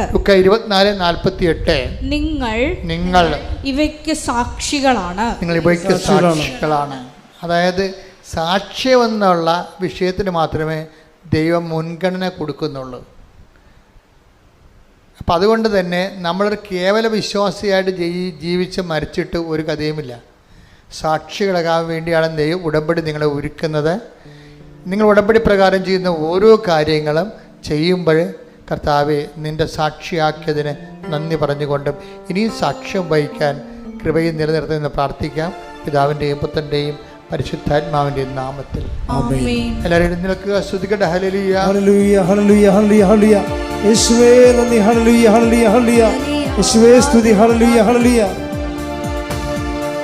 കുരിശിന്റെ വഴിയെ നടന്നിടുവാൻ, ത്യാഗത്തിൻ വഴിയെ നടന്നിടുവാൻ, കുരിശിന്റെ വഴിയെ നടന്നിടുവാൻ, ത്യാഗത്തിൻ വഴിയെ നടന്നിടുവാൻ, അന്ത്യം വരെയും സാക്ഷിയാകുവാൻ കൃപയും ശക്തിയും പകരണമേ. അന്ത്യം വരെയും സാക്ഷിയാകുവാൻ കൃപയും ശക്തിയും പകരണമേ. ദൈവത്തിനാമേ പരിശുദ്ധാത്മാവേ ദൈവത്തിനാത്മാവേ പരിശുദ്ധാത്മാവേ ഞങ്ങളിൽ വന്നു നിറയണമേ ഞങ്ങളിൽ വന്നു വസിക്കണമേ ഞങ്ങളിൽ വന്നു നിറയണമേ ഞങ്ങളിൽ വന്നു വസിക്കണമേ. പരിശുദ്ധ പരമ ദിവ്യകാരുണ്യത്തിന് എന്നേരവും ആരാധനയും സ്തുതിയും പുകഴ്ചയും ഉണ്ടായിരിക്കട്ടെ. മക്കളെ, സൗഖ്യ പ്രാർത്ഥനയിലേക്കും വീരശക്തിയുടെ ജീവിത ദുരന്ത അവസ്ഥകളിലുള്ള സഹോദരങ്ങളെ വിടുതൽ പ്രാർത്ഥനയിലേക്ക് നമ്മൾ പ്രവേശിക്കുകയാണ്. അച്ഛൻ പ്രാർത്ഥിക്കുമ്പോൾ ഞങ്ങൾ സ്തുതിച്ചുകൊണ്ടിരിക്കട്ടെ. സ്തുതിക്കട്ടെ. ഹല്ലേലൂയ. Hallelujah, hallelujah, hallelujah. മഹത്വം, മഹത്വം. കർത്താവേ, നിന്റെ ഉന്നതമായ നാമത്തിന് സ്വസ്ഥം ചെയ്യണം. യേശുവേ, നന്ദി യേശുവേ. കർത്താവേ, നിന്റെ വിശുദ്ധ പൗരോഹിത്യത്തെ മഹത്വപ്പെടുത്തണമേ. കർത്താവേ, സഭയിലുള്ള സാന്നിധ്യം പ്രകടമാക്കണമേ. കർത്താവേ, 39 വർഷം ഞാൻ അർപ്പിച്ച കൃപാനയുടെ യോഗ്യതയാൽ കൃപാസനത്താറെ ജീവനോടെ പ്രത്യക്ഷപ്പെട്ട പരിശുദ്ധ അമ്മയുടെ മാധ്യസ്ഥത്തിലെ ഈ അൾത്താറയിൽ നടന്ന 10,000-കണക്കിന് ആരാധന ശക്തിയാൽ കൃപാസനം കഴിഞ്ഞ് 34 വർഷം നടത്തിയിട്ടുള്ള അഖണ്ഡ ലക്ഷക്കണക്കിന് അഖണ്ഡ ജപമാലയുടെ ശക്തിയാൽ അങ്ങയുടെ അവകാശമോഖര്യമാകുന്ന അങ്ങയുടെ മക്കൾക്ക് വേണ്ടി പ്രാർത്ഥിക്കാൻ കർത്താവേ. കർത്താവേ, അന്ധന് കാഴ്ച നൽകിയവനെ, കർത്താവേ, ചുവടിന് കേളി നൽകിയവനെ, കർത്താവേ, ഊമന് സംഭാഷണം നൽകിയവനെ, നിന്റെ തിരുമുറിവാർന്ന് വലതു കരം അങ്ങയുടെ മക്കളുടെ ശിരസ് വെക്കണമേ എന്ന് പ്രാർത്ഥിക്കുന്ന ക്യാൻസർ രോഗങ്ങൾ, കരൾ രോഗങ്ങൾ, ഹൃദയരോഗങ്ങൾ, എപ്പിലെപ്സി രോഗങ്ങൾ, പിസിഒഡി രോഗങ്ങൾ, എല്ലാ രോഗങ്ങളും കർത്താവേ ഈ നിമിഷം കർത്താവ് നിന്റെ വിശുദ്ധമായ രക്തത്താൽ സ്പർശിക്കണമേ, വിശുദ്ധമായ രക്തം കഴുകണമേ എന്ന് പ്രാർത്ഥിക്കുന്ന കർത്താവേ, യേശുവിൻ്റെ ഉന്നതമായ നാമത്തിൽ, സഭയുടെ അധികാരത്തിൽ, കുരിശിൻ്റെ അടയാളത്തിൽ, ദൈവശക്തിയാൽ മാരകരോഗങ്ങളെ യേശുവിൻ്റെ നാമത്തിൽ മാറിപ്പോകട്ടെ. ശ്രുതികട്ടെ. Hallelujah, hallelujah, hallelujah. യേശുവേ നന്ദി. Hallelujah, hallelujah, hallelujah, hallelujah, hallelujah. യേശുവേ സ്തുതി. ഹല്ലേലൂയ. വീണ്ടും വീണ്ടും മഹത്വപ്പെടുത്തണമേ. ആരാധ്യനേ പരിശുദ്ധനേ പരമോന്നത യേശുവേ അണയുന്നു ഞാൻ തിരുമുൻപിലാ അറിവോടെ നോക്കണമേ. എൻ്റെ പ്രിയപ്പെട്ടവരെ, കുടുംബ സമാധാനം ഇല്ലാത്തവർക്ക് വേണ്ടി പ്രാർത്ഥിക്കുകയാണ്. പരഭർത്തകന്മാരെന്ന് പിരിഞ്ഞു താമസിക്കുന്നവരെ, ഒരുമിച്ച് ജീവിക്കാൻ ആഗ്രഹിക്കുന്നവരെ, കടകമ്പോളങ്ങൾ കൊണ്ട് ജീവിതം, അതുപോലെ തന്നെ ചെറിയ ചെറിയ ഉപത്തൊഴിലുകളൊക്കെ ചെയ്തുകൊണ്ട് അന്നു വേണ്ട ആഹാരത്തിന് വേണ്ടി പരിശ്രമിക്കുന്നവരെ, അങ്ങനെ അവരുടെ ജീവിത മാർഗങ്ങൾ മുട്ടിപ്പോകുന്നവരെ, അങ്ങനെ എല്ലാവരെയും ഓർത്തുകൊണ്ട് പ്രാർത്ഥിക്കുന്ന കർത്താവേ, കുഞ്ഞുങ്ങളെ ഓർത്ത് പ്രാർത്ഥിക്കുന്ന, സ്കൂൾ കുഞ്ഞുങ്ങളെ പരീക്ഷ കഴിഞ്ഞവരെ ഓർത്ത് പ്രാർത്ഥിക്കുന്ന, അവരുടെ പരീക്ഷകളിൽ കർത്താവേ ഉന്നതമായ വിജയം കൈവരിച്ചുകൊണ്ട് അവർക്ക് ഉന്നതമായ ഭാവി വിദ്യാഭ്യാസം ഭാസ്വരമാക്കുന്നതിന് വേണ്ടി പ്രാർത്ഥിക്കുന്ന ശ്രുതികടെ. കർത്താവിൻ്റെ ഉന്നതമായ നാമം, കർത്താവേ, നിൻ്റെ വിശുദ്ധ പൗരോഹിത്യത്തെ മഹത്വപ്പെടുത്തണമേ. കർത്താവേ, സഭയിലുള്ള സാന്നിധ്യം പ്രകടമാക്കണമേ. അമ്മയെ പരിശുദ്ധമ്മ ദേവമാതാവേ, കൃപാസ്ഥാനത്താറെ ജീവനോടെ പ്രത്യക്ഷപ്പെട്ട പരിശുദ്ധ അമ്മയുടെ മാധ്യസ്ഥത്തിൽ കർത്താവെ, ഇപ്പോൾ പ്രാർത്ഥിക്കുന്ന ഈ ഓൺലൈനിലുള്ളവരെയും വൃത്താടത്തിരിക്കുന്നവർക്ക് വേണ്ടി പ്രാർത്ഥിക്കുന്നു, ജോലി ഇല്ലാത്തവർക്ക് വേണ്ടി പ്രാർത്ഥിക്കുന്നു, ജോലി തടഞ്ഞവർക്ക് വേണ്ടി പ്രാർത്ഥിക്കുന്നു, ജോലി നഷ്ടപ്പെട്ടവർക്ക് വേണ്ടി പ്രാർത്ഥിക്കുന്നു, പിരിച്ചുവിട്ടവർക്ക് വേണ്ടി പ്രാർത്ഥിക്കുന്നു, സസ്പെൻഷനിലായവർക്ക് വേണ്ടി പ്രാർത്ഥിക്കുന്നു, അവർ തിരികെ എടുക്കുന്നതിന് വേണ്ടി പ്രാർത്ഥിക്കുന്നു, ദൈവത്തിൻ്റെ ഭവന രഹിത ഓർത്ത് പ്രാർത്ഥിക്കുന്നു, വഴിയില്ലാത്തവരെ ഓർത്ത് പ്രാർത്ഥിക്കുന്നു, കർത്താവെ ലോൺ പാസ്സാകാത്തവരെ സംബന്ധിച്ച് പ്രാർത്ഥിക്കുന്നു, സാമ്പത്തിക ബാധ്യതകളും ജപ്തി നടപടികളും നേരിടുന്നവരെ സ്ഥിതി പ്രാർത്ഥിക്കുന്നു, കുടുംബത്തിൽ വഴക്കുകൾ, കലഹങ്ങൾ, കൊലാഹലങ്ങൾ മൂലം സമാധാനം നഷ്ടപ്പെട്ടവർക്ക് വേണ്ടി കരുത, കണ്ണീരില്ലാത്ത ചോറുണ്ണാൻ പറ്റാത്ത രീതിയിൽ വെണ്ണീരോടെ ജീവിക്കുന്നവർക്ക് വേണ്ടി പ്രാർത്ഥിക്കുന്നു. എൻ്റെ കർത്താവ് അയൽവാസികളുടെ ഭിന്നതയും രൂക്ഷമായ മത്സരങ്ങളും കാരണം സമാധാനം നഷ്ടപ്പെട്ടവർക്ക് വേണ്ടി പ്രാർത്ഥിക്കുന്നു. എൻ്റെ കർത്താവിൻ്റെ ഉന്നതമായ നാമത്തിൽ സഭയുടെ അധികാരത്തിൽ കുരിശിൻ്റെ അടയാളം ദൈവശക്തിയാൽ മാരകരോഗങ്ങൾ തീരാ വേദികൾ യേശുവിന്റെ നാമത്തിൽ മാറിപ്പോകട്ടെ. ശ്രുതികട്ടെ. Hallelujah, hallelujah, hallelujah, hallelujah. യേശുവേ നന്ദി. ഹല്ലേലൂയ, ഹല്ലേലൂയ, ആരാധ്യനേ പരിശുദ്ധനേ പരമോന്നത യേശുവേ അണയുന്നു ഞാൻ തിരുമുൻപിലാ അറിവോടെ എന്നെ നോക്കണമേ. എൻ്റെ മക്കളെ, വ്യത്യസ്ത യാത്രയുമായി ബന്ധപ്പെട്ട് വരുന്ന വിഷയങ്ങളാണ്, യാത്രാരേഖയുമായി ബന്ധപ്പെട്ട് വരുന്ന വിഷയങ്ങളാണ്, കോടതി കേസുകൾ, അതിർത്തി തർക്കങ്ങൾ,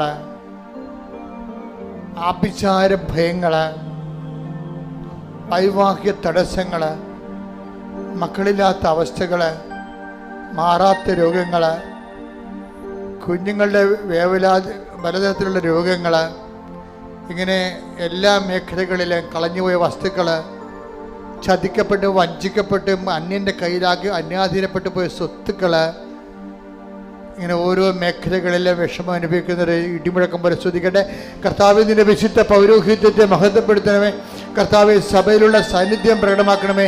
എൻ്റെ കർത്താവിൻ്റെ ഉന്നതമായ നാമത്തിൽ, സഭയുടെ അധികാരത്തിൽ, കുരിശിൻ്റെ അടയാളത്തിൽ, ദൈവത്തിൻ്റെ ശക്തിയായി ഞാൻ എല്ലാ മക്കൾക്കും വേണ്ടി പ്രാർത്ഥിക്കുന്നു. കർത്താവെ, ജീവിതമാർഗം മുടിഞ്ഞു നിറച്ചു പോയൊരു കർത്താവെ, അതുപോലെ തന്നെ പലതരത്തിലുള്ള കുരുക്കുകൾ, സാമ്പത്തിക കുരുക്കളിൽ അകപ്പെട്ടിരിക്കുന്നവർ, അന്യാധീനപ്പെട്ട സ്വത്തുകൾ, അതുപോലെ തന്നെ ജീവിത ദുരിതങ്ങളിൽ കർത്താവ് വെച്ച പദ്ധതികൾ, ആഗ്രഹിച്ച രീതികളിൽ വന്ന പോരായ്മകൾ, പാളിച്ചകൾ, വിചാരിച്ച പോലെ കാര്യങ്ങൾ നടക്കാത്ത രീതിയിൽ കർത്താവ് പെട്ടെന്ന് എല്ലാത്തിനും പാളിച്ച വന്ന പോലെ ജീവിതത്തിൽ എന്ത് ചെയ്യണമെന്ന് അറിയാൻ പാടാതെ അന്തം വിട്ട് നിൽക്കുന്നവരുടെ മേൽ കർത്താവിൻ്റെ കരുണ ചൊരിയുകയും ഈ ഒറ്റ പ്രാർത്ഥന കൊണ്ട് ദൈവത്തിൻ്റെ കരുണ അവർ ആവശ്യിക്കുകയും സാക്ഷ്യം പറയാൻ അവരെ പ്രാപ്തരാക്കുകയും ചെയ്യുമാറാവട്ടെ. ശ്രദ്ധിക്കട്ടെ.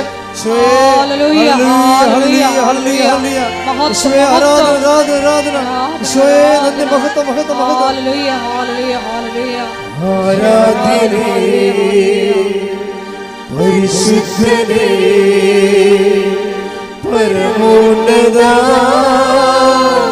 യേശുവേ, അണയുന്നു ഞാൻ തിരുമുൻപിൽ, അറിവോടെ എന്നെ നോക്കണമേ. എല്ലാവരും മുട്ട നിൽക്കുക. മൗനമായി പ്രാർത്ഥിക്കേണ്ട സമയമാണ്.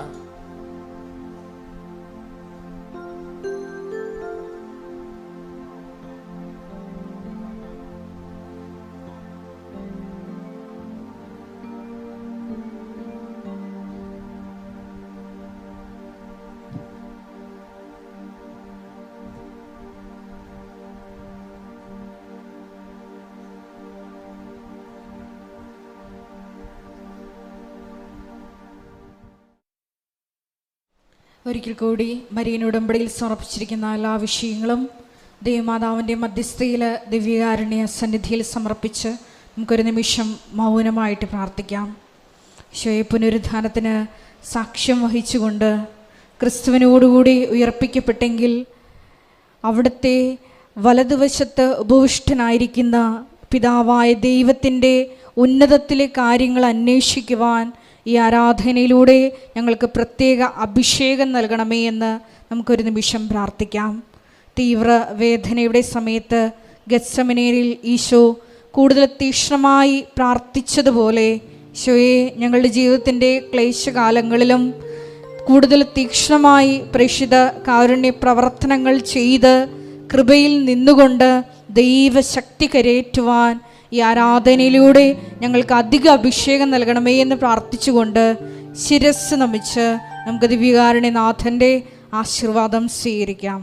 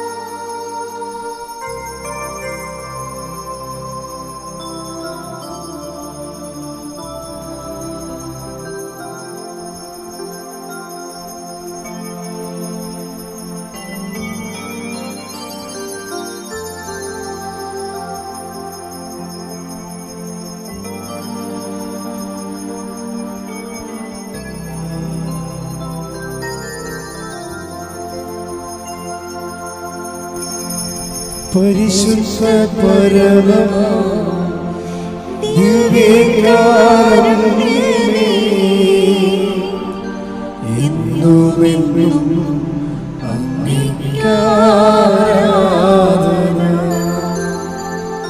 പരിശുദ്ധ പരമ ദിവ്യകാരുണ്യമേ,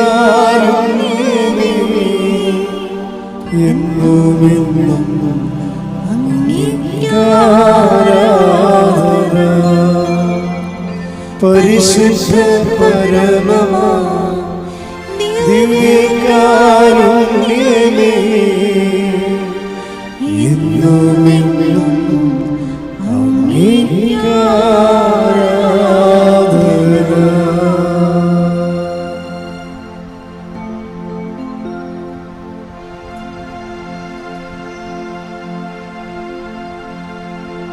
ആവേ ആവേ ആവേ